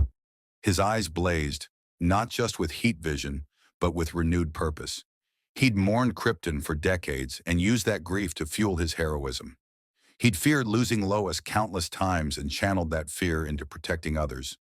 He'd faced death and returned stronger. This was no different. His universe was gone, but this universe remained. These people needed him. And while breath remained in his body, while his cells absorbed even 1 photon of yellow sun radiation, he would fight. Hey, Dr. Strange, Superman called out. The ritual you mentioned, the one that severs my dimensional connection, can you do it mid-battle? Theoretically, Strange replied, maintaining mystical shields against Dormammu's assault. But it would be catastrophically dangerous. The energy release could close all the breaches simultaneously, Superman finished. My connection to this dimension is what's keeping them unstable. Sever it violently enough, and reality snaps back like a rubber band. Killing you in the process, Tony interjected, horror dawning in his voice. You're describing a suicide play. I'm describing what needs to be done, Superman corrected. My universe is gone. But yours can survive. Oh, Dormammu and the Dark Multiverse are here because of me. Let me be the solution too. No! Steve's voice carried absolute command. We don't sacrifice team members. We find another way. There is no other way, Superman replied with terrible calm. And we both know it, Steve. You've made this calculation before. One life to save millions. You'd make that choice if it was you. Let me make it for myself. The battlefield seemed to freeze as heroes processed Superman's intent. Even the enemies paused, sensing the shift in dynamics, the moment when desperation became determination. I won't do it, Strange said flatly. I won't murder someone in cold blood, even with their consent. Then you'll watch both universes die, Superman replied, because we can't win this conventionally. Dormammu is too strong, the dark multiverse too numerous. But if you sever my connection violently, release all the dimensional energy I've been containing at once, the backlash will seal every breach and expel every invader simultaneously. Except you, Natasha observed quietly. Where do you go when your connection is severed? Superman smiled, sad, accepting, at peace. Nowhere, everywhere. The space between dimensions where nothing exists. But at least I'll know I died protecting something rather than failing to protect everything. That's not hope, Peter Parker's voice crackled through communications, thick with tears. That's giving up. No, Peter, Superman replied gently. Hope is believing your sacrifice might matter. That's all it's ever been. Faith that choosing right over easy actually means something. He looked at each hero in turn. Thor's grief-stricken understanding, Tony's furious calculation of alternatives, Steve's agonized recognition of necessity, Strange's moral crisis. Please, Superman said simply, let me save you. Let my death mean something when my life couldn't save my own universe. Doctor Strange closed his eyes, hands trembling, as he began the ritual. The most terrible magic he'd ever performed, the murder of a hero at his own request to save a universe that wasn't even his. And Superman, the last son of Krypton, the Man of Steel, the symbol of hope from a dead universe, prepared to become something else entirely, a sacrifice that might actually matter. Wait. The single word cut through the chaos with unexpected authority. Every head turned to see Wanda Maximoff descending through the battlefield, her hands glowing with reality-warping energy, the eyes blazing scarlet with power barely contained. Wanda, no, Steve began, recognizing the dangerous determination in her expression. You're not stable enough. I'm stable enough to know murder when I see it being dressed up as heroism, Wanda interrupted, her accent thickening with emotion. Doctor Strange, if you perform that ritual, you become what we fight against. And Superman, she turned to face him directly. If you die believing sacrifice is the only form hope takes, then you've already lost everything that made you a hero. My universe is dead, Superman said, his voice hollow. Everyone I loved is gone. What else do I have to offer except this? Your choice, Wanda replied, floating closer until they were eye level. Two beings of impossible power connected by shared grief. I lost my brother. I've lost control of my powers and hurt innocence. I've watched my choices create catastrophe. But I learned something through all that pain. Superman, sacrifice born from despair, isn't heroism. It's suicide wearing a cape. Then what would you call this? Superman gestured to the battlefield, to the breach's bleeding darkness, to Dormammu and the dark multiverse Batmen converging for final assault. What alternative exists when I'm the cause of this invasion? You're not the cause, Wanda countered. You're a symptom, and symptoms don't fix diseases by destroying themselves. They signal where healing needs to happen. Her hands moved in complex patterns, reality rippling in response. Doctor Strange was right that my powers caused the initial instability, but he was wrong that I can't fix it. Wanda, don't, Strange warned, she recognizing the signs of reality manipulation on catastrophic scale. You could erase us all, or I could do what I should have done from the beginning, Wanda said. Accept responsibility for my mistakes and fix them properly. She turned to Superman. You said your universe is dying because the source wall failed. What if we didn't seal the breach? What if we stabilized both universes simultaneously? Reed Richards' voice cut through communications, scientific excitement overriding his usual caution. That's theoretically brilliant. Instead of severing Superman's connection, we reinforce it, use him as a stable bridge between dimensions. The energy flow equalizes, both universes achieve equilibrium, and the breaches close naturally as dimensional pressure normalizes. Strange finished, hope dawning in his voice despite himself. But the power required to stabilize two entire universes? Wanda, even with your abilities, attempting that scale of reality manipulation could kill me, Wanda acknowledged calmly. Yes, but at least I'd die fixing my mistake, rather than watching someone else die for it. No one is dying! Tony's voice carried the fury of someone watching his worst nightmare manifest. Heroes arguing about who got to sacrifice themselves. We're supposed to be the smartest people on the planet. There has to be a solution that doesn't involve martyrdom. There is, a new voice said, feminine, powerful, carrying the weight of divine authority. Through one of the smaller breaches stepped a figure that made every hero's breath catch. Wonder Woman, armor battered and scorched, but unmistakably Diana Prince, warrior princess of Themyscira. Behind her came a streak of red and yellow lightning as the flash vibrated into existence, and a green energy construct formed into Green Lantern's ring-generated avatar. Diana, Superman's voice broke with emotions he'd been suppressing. You're alive. Barry, Hal, the dark multiverse said you were dead, that everyone was... We're dying, Cal, Diana said gently, approaching her oldest friend with tears streaming down her face. They weren't entirely lying. The dark multiverse has consumed most of our universe. But Batman, our Batman, not the corrupted versions, found a way to stabilize small pockets of reality. We've been fighting a holding action, buying time, hoping you'd find help. Barry Allen materialized fully, his Speed Force aura crackling unstably. Dude, you have no idea how hard it was to track you across dimensions. But Batman figured out your energy signature, and he sent us to find you because... He paused, exchanging glances with Diana and Hal. Because he has a plan, and it's crazy, and it might kill all of us. So basically, classic Batman. What's the plan? Superman asked, hope and dread warring in his voice. Hal Jordan's construct solidified into his physical form, Green Lantern ring glowing. Batman's been analyzing the dark multiverse invasion for weeks. He thinks they're not just consuming our universe. They're using it as a power source to invade other dimensions. Yours isn't the only universe in danger. This is multiversal cancer spreading across all realities. Which means we can't just seal the breaches, Diana continued. We have to cauterize the source. When a cut off the dark multiverse's access to our dying universe before they use it to infect every reality in existence. Thor stepped forward, Mjolnir crackling with recognition of Diana's divine heritage. Thou art a warrior born of gods, as I am. What manner of cauterization dost thou propose? Diana's expression carried the weight of impossible choice. We collapse our universe entirely, trigger a controlled implosion that seals the dark multiverse inside as it dies.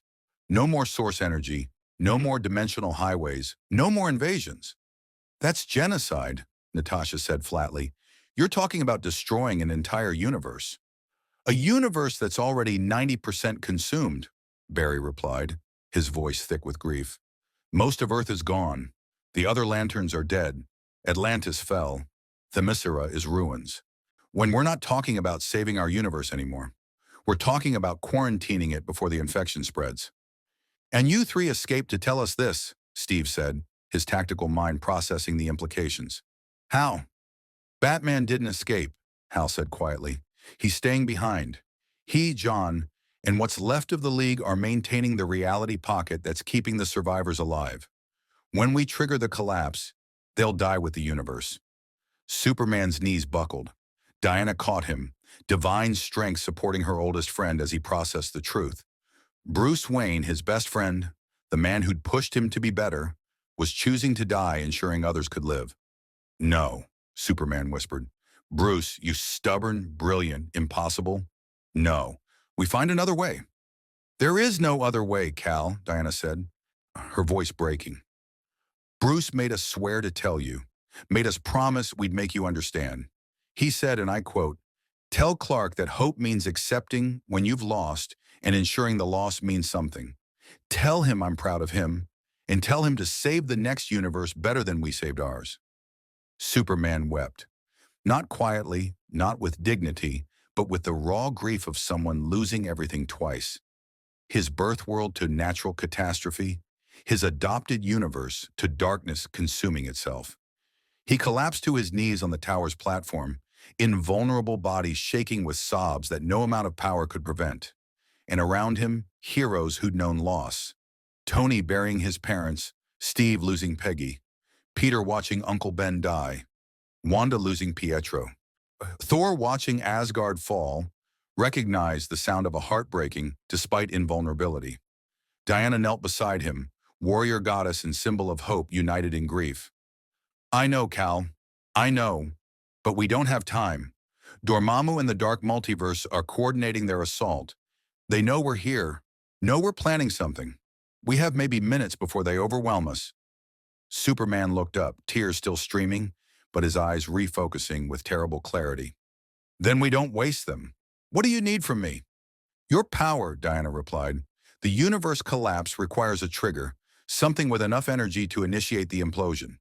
Barry's speed force, Hal's willpower, and my divine essence will guide it. But we need raw power, your solar energy, channeled properly. I could be that trigger." "You're asking him to kill his own universe," Tony said, horror evident in his voice. "We're asking him to mercy kill a universe already dying to save countless others," Hal corrected. "It's the trolley problem on cosmic scale. Do nothing, and infinite universes fall. Act, and one dying universe ends, but the rest survive." "That's still asking him to murder everyone he's ever known," Peter protested. "Everyone I've ever known is already dead or dying," Superman said, standing with Diana's support. His voice was hollow but steady. "Bruce, Lois, the League, they're buying us time with their lives. I won't dishonor that sacrifice by refusing to do what's necessary." "There has to be another option," Wanda insisted. "My reality manipulation, strange as magic, Reed's science, combined. We could take weeks or months to develop," Reed interrupted reluctantly, his scientific mind forced to acknowledge hard truths. "Whatever we're doing, it needs to happen now. The dimensional mathematics are clear. We're approaching critical cascade failure. Act within the hour, or lose the ability to act at all." Dr. Strange stepped forward, the eye of Agamotto pulsing with temporal awareness. "I've been observing possible futures since this conversation began. Every timeline where we delay leads to multiversal collapse. Every timeline where we attempt complex solutions results in failure.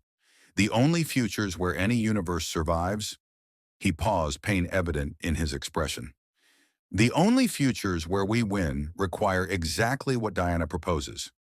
Controlled collapse of the DC universe, triggered by Superman, and guided by the Justice League's survivors." "How many futures did you see?" Steve asked quietly. 14,605," Strange replied. "And in how many do we win?" Strange met Steve's eyes. "One." The battlefield seemed to hold its breath. Above them, Dormammu's avatar grew larger, feeding on dimensional instability. Around them, dark multiverse Batmen regrouped for renewed assault. And on 17 fronts across the planet, heroes fought desperate holding actions against impossible odds. One chance, one solution, one choice. Superman looked at Diana, Barry, and Hal, his oldest friends, warriors who'd stood beside him through countless battles, now asking him to deliver mercy to their dying universe. "Tell me what to do," Superman said. Diana pulled from her belt a small device, Wayne Tech design, and unmistakably Batman's work. "Bruce built this. It's a dimensional resonator calibrated to your unique energy signature. When activated, it will channel your solar energy across dimensional boundaries directly into our universe's core. The overload will trigger a controlled implosion." "How controlled?" Tony asked suspiciously. "Controlled enough that the collapse won't cascade to other dimensions," Barry replied. "We've got Speed Force dampeners, Lantern containment fields, and Diana's divine magic all working to ensure the implosion stays localized. But Superman has to be the trigger. His power signature is the only thing strong enough and stable enough to initiate it. And what happens to Superman during this process? Natasha asked the question everyone was thinking.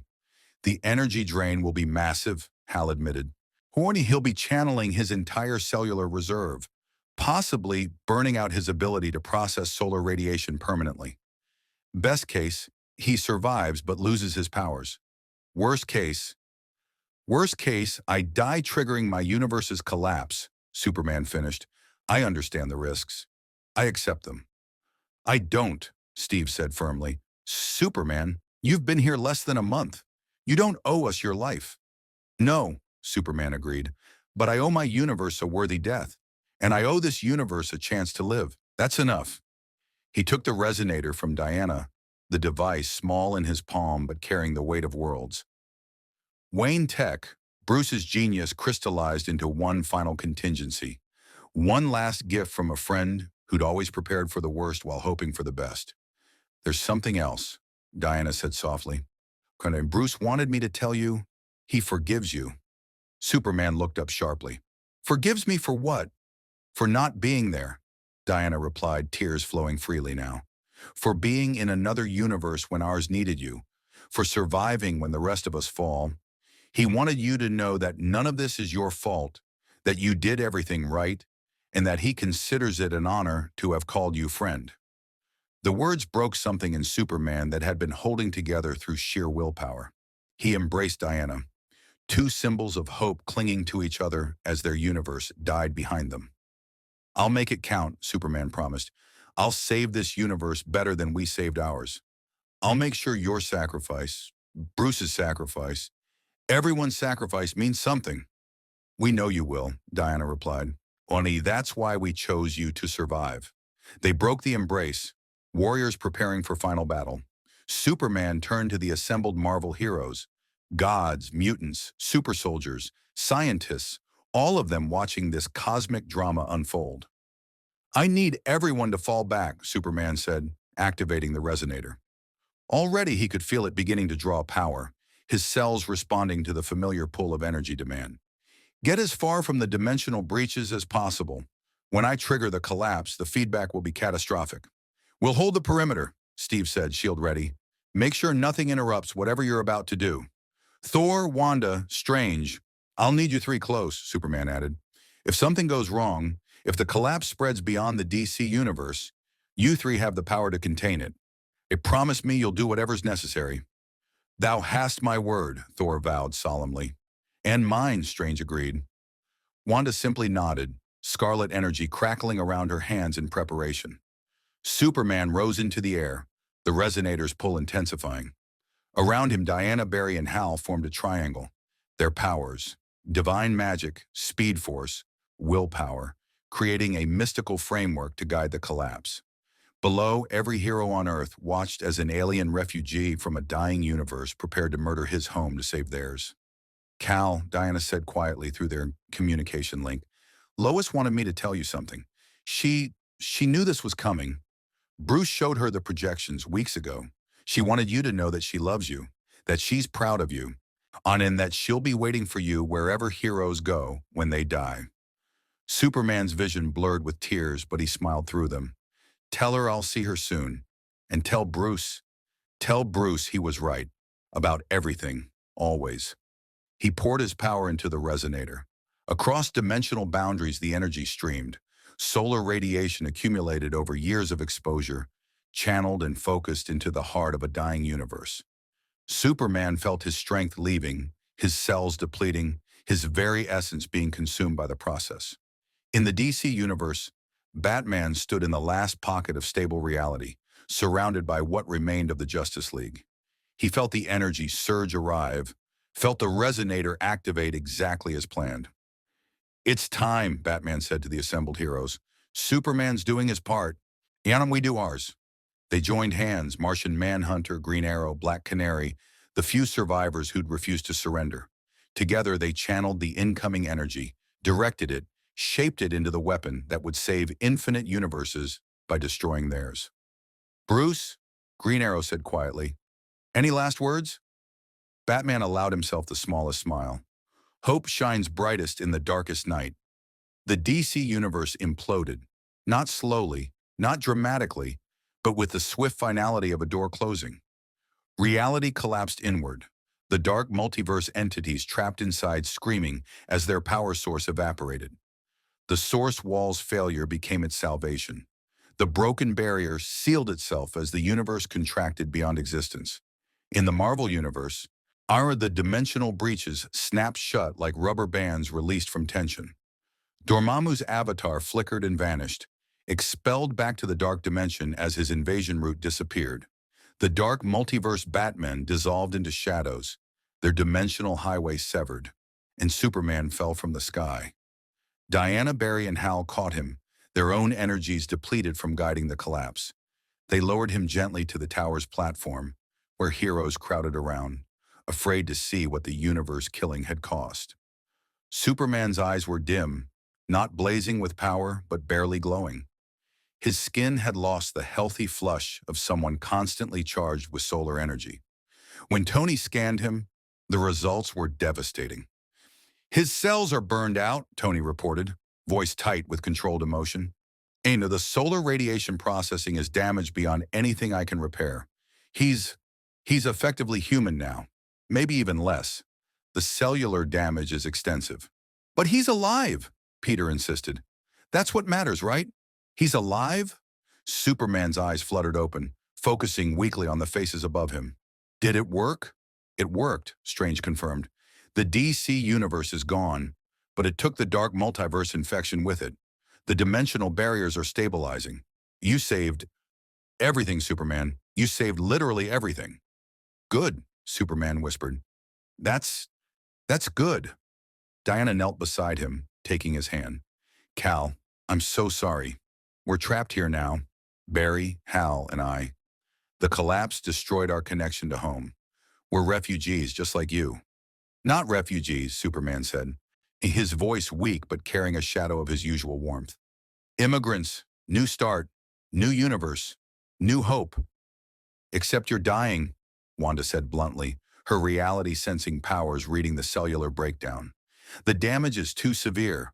Without solar radiation processing, your body is shutting down." "Then I die," Superman replied calmly. "I died once before. It's not so bad. At least this time, I know it meant something." "No."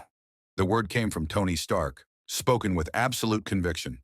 "No one else dies today. I've had enough of noble sacrifices and heroic deaths. Jarvis, emergency medical protocol. Get Bruce Banner, Reed Richards, and Hank Pym on the line. We're saving Superman if I have to rebuild him cell by cell." "Tony," Superman began. "Shut up," Tony interrupted, not unkindly. "You saved my universe. The least I can do is save your life. Besides, I already built the armor to stop you. I'm not letting it go to waste because you died before I could test it." Despite the pain, Superman laughed, weak but genuine. "Batman would like you." "I'm sure I'd hate him," Tony replied, "but we'd make beautiful contingency plans together. Now stop talking and let the genius billionaire philanthropist save your alien ass." As medical teams mobilized and scientists converged, as heroes gradually dispersed to assess damage and begin recovery, Superman lay on the tower's platform, watching the sky turn from red to blue. His universe was gone. His powers were failing. Everything he'd known and everyone he'd loved had died. But he was alive. Diana, Barry, and Hal were alive. This universe, strange, chaotic, a sometimes cynical but desperately hopeful, was alive. And somewhere in the space between dimensions where dead universes went, Superman imagined Bruce Wayne watching, approving, offering that rare smile reserved for when his plans worked exactly as intended. Hope shines brightest in the darkest night, Superman thought. You were right, Bruce. You were always right. The sun rose over New York, yellow and warm and perfect for solar radiation absorption, if Superman's cells could still process it. And as doctors worked and scientists theorized and heroes stood vigil, one truth remained absolute. The symbol of hope from a dead universe had saved a living one. And whether he survived or not, whether he ever flew again or not, that would always, always matter. Because hope didn't die with universes.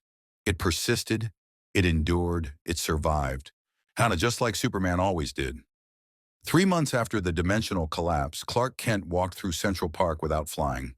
His footsteps were ordinary now. Human weight, human speed, human limitations. The experimental cellular reconstruction Tony Stark had pioneered, combined with Reed Richards' dimensional science and Bruce Banner's gamma radiation expertise, had saved his life. But it couldn't restore what the universe-killing had taken. Superman's powers were gone. Not diminished, not weakened, gone. His cells no longer processed solar radiation. His strength was baseline human. His invulnerability was memory. He was, for the first time since arriving on Earth as an infant, simply Clark Kent. And strangely, he was okay with that. "You're late," Peter Parker called out, swinging down from a nearby tree with the casual grace of someone who'd never known powerlessness. "Very un-Superman of you." "I'm walking now," Clark replied with a slight smile. "Turns out it takes longer than flying." They walked together through the park, past monuments erected to honor the dimensional crisis's victims and heroes. A statue of the Avengers stood near the entrance. Further in, a memorial wall listed casualties, civilians, heroes, everyone who'd fallen when reality briefly tore apart. And in a quiet corner, a simple plaque, "In memory of the DC Universe and all who gave their lives to save infinite others." Clark stopped before it every day. Sometimes Diana joined him, her divine powers intact but her home forever lost. Sometimes Barry phased by at supersonic speed, still adjusting to Marvel's different Speed Force frequencies. Sometimes Hal arrived via Green Lantern ring, coordinating with this universe's cosmic protectors. Today, it was just Clark and the memory. "You did the right thing," Peter said quietly. "Saving literally everything. That's pretty much the definition of heroic." "I killed my universe," Clark replied. "Everyone I loved, everyone who trusted me to protect them. I pressed the button that ended their existence." "You mercy killed a universe already dying to prevent multiversal genocide," Peter corrected gently. "There's a difference." "Is there?" Clark asked. "Because late at night, when I can't sleep, and I do need sleep now, regular human sleep, I wonder if Bruce would agree, if Lois would forgive me, if I made the right choice or just the convenient one." "Batman literally built the device and ordered you to use it," Peter pointed out. "I'm pretty sure that counts as agreement." Clark smiled sadly. "Bruce always prepared for the worst. Doesn't mean he wanted it to happen." They walked in silence until reaching the northern edge of the park, where Avengers Tower dominated the skyline. Clark had an apartment there now. Tony's insistence, refusing to let the depowered Superman face New York's housing market alone. "You coming to the briefing?" Peter asked. Strange detected some dimensional anomalies near the negative zone. "Wants all hands on deck." "I'm not much use without power," Clark observed. "You're a brilliant investigative journalist with decades of experience analyzing cosmic threats," Peter countered. "Plus, you've literally died and come back. That perspective counts for something." Clark considered, then nodded. "I'll be there." Inside the tower's conference room, the usual suspects gathered. Avengers, X-Men, Fantastic Four, and the 3 surviving Justice League members, integrating awkwardly, but genuinely into Marvel's heroic ecosystem. Diana had joined the Avengers officially, her warrior skills and divine power filling gaps the team hadn't known existed. Barry consulted with Reed Richards on Speed Force applications to dimensional science. Hal coordinated with Nova Corps, finding kinship among fellow cosmic peacekeepers. And Clark Kent, powerless but present, took his seat among Earth's mightiest heroes. "Glad you could join us, Clark," Steve Rogers said, genuine warmth in his voice. Over the past months, Steve and Clark had developed mutual respect that transcended their different universes. 2 men shaped by loss who chose hope anyway. "Wouldn't miss it," Clark replied. Doctor Strange conjured mystical displays showing dimensional readings, energy signatures, potential threats emerging from the cosmic void. "The collapse of the DC universe created unexpected consequences," Strange explained. "Think of it as cosmic scar tissue, reality healing from trauma, but the healing process is creating new instabilities." "Meaning?" Tony asked, already running calculations on holographic interfaces. "Meaning fragments of the DC universe might still exist in pocket dimensions," Strange replied. "Debris from the collapse, scattered across the dimensional void. Some of it might even contain survivors. Clark's heart, still human, still beating, is still capable of hope, surged. You're saying people from my universe might have survived? Might, Strange cautioned. We're talking about fragments, echoes, possibilities. But yes, theoretically, small pockets of reality could have persisted through the collapse. Finding them, accessing them, verifying if anything living remains, that's exponentially more complex. But possible, Diana said, her warrior's determination mixing with desperate hope. You're saying it's possible? Possible, yes, Reed confirmed. Probable. The mathematics suggest less than 1% chance of finding viable survivors. The energy required for dimensional archaeology would be massive, and the risk of destabilizing our own universe remains significant. But you'll try, Clark said. Not a question, a statement. Because that's what heroes do. And we chase the impossible on behalf of the 1% chance it might actually work. Steve smiled. Sounds like you're getting the hang of this universe, Clark. Learning from the best, Clark replied. The briefing continued. Assignments distributed, research teams formed, contingencies planned. Clark accepted a role coordinating with his Daily Planet contacts. Yes, this universe had a Daily Planet, and they'd hired him the moment his journalistic credentials checked out. Perry White in any universe recognized talent when he saw it. After the meeting, Tony cornered Clark near the windows overlooking the city. I've been working on something, Tony said, pulling up holographic schematics. Power armor specifically calibrated for human physiology. Not Iron Man level. You're not trained for that yet. But something that could give you back flight, enhanced strength, protective shielding. Clark studied the designs. Sleek, elegant, nothing like the bulky technological aesthetic he associated with Lex Luthor's battlesuits. You're offering me powers through technology. I'm offering you options, Tony corrected. You saved this universe, Clark. You don't owe us continued service, especially not without the abilities that define you. But if you want to keep helping, want to keep being heroic even without Kryptonian biology, I'm offering the tools to do it. Why? Clark asked simply. Because you're a good man, Tony replied. Because I've seen what you're capable of, not just the power, but the character. Because this universe is better with you in it. Powers are not. And because, he paused, one vulnerability showing through the billionaire genius facade. Because watching you walk away from heroism would feel like watching hope die, and we've had enough death. Clark looked at the armor designs, seeing not replacement for what he'd lost, but possibility for what he might become, a different kind of hero. Still himself, still committed to helping, but acknowledging that strength came in forms beyond Kryptonian invulnerability. Let me think about it, Clark said finally. I'm still figuring out who Clark Kent is without Superman defining him. Fair enough, Tony agreed, but the offer stands. Whenever you're ready. That evening, Clark returned to his apartment, modest by Tony Stark standards, palatial by journalism salary standards, and found Diana waiting on his balcony.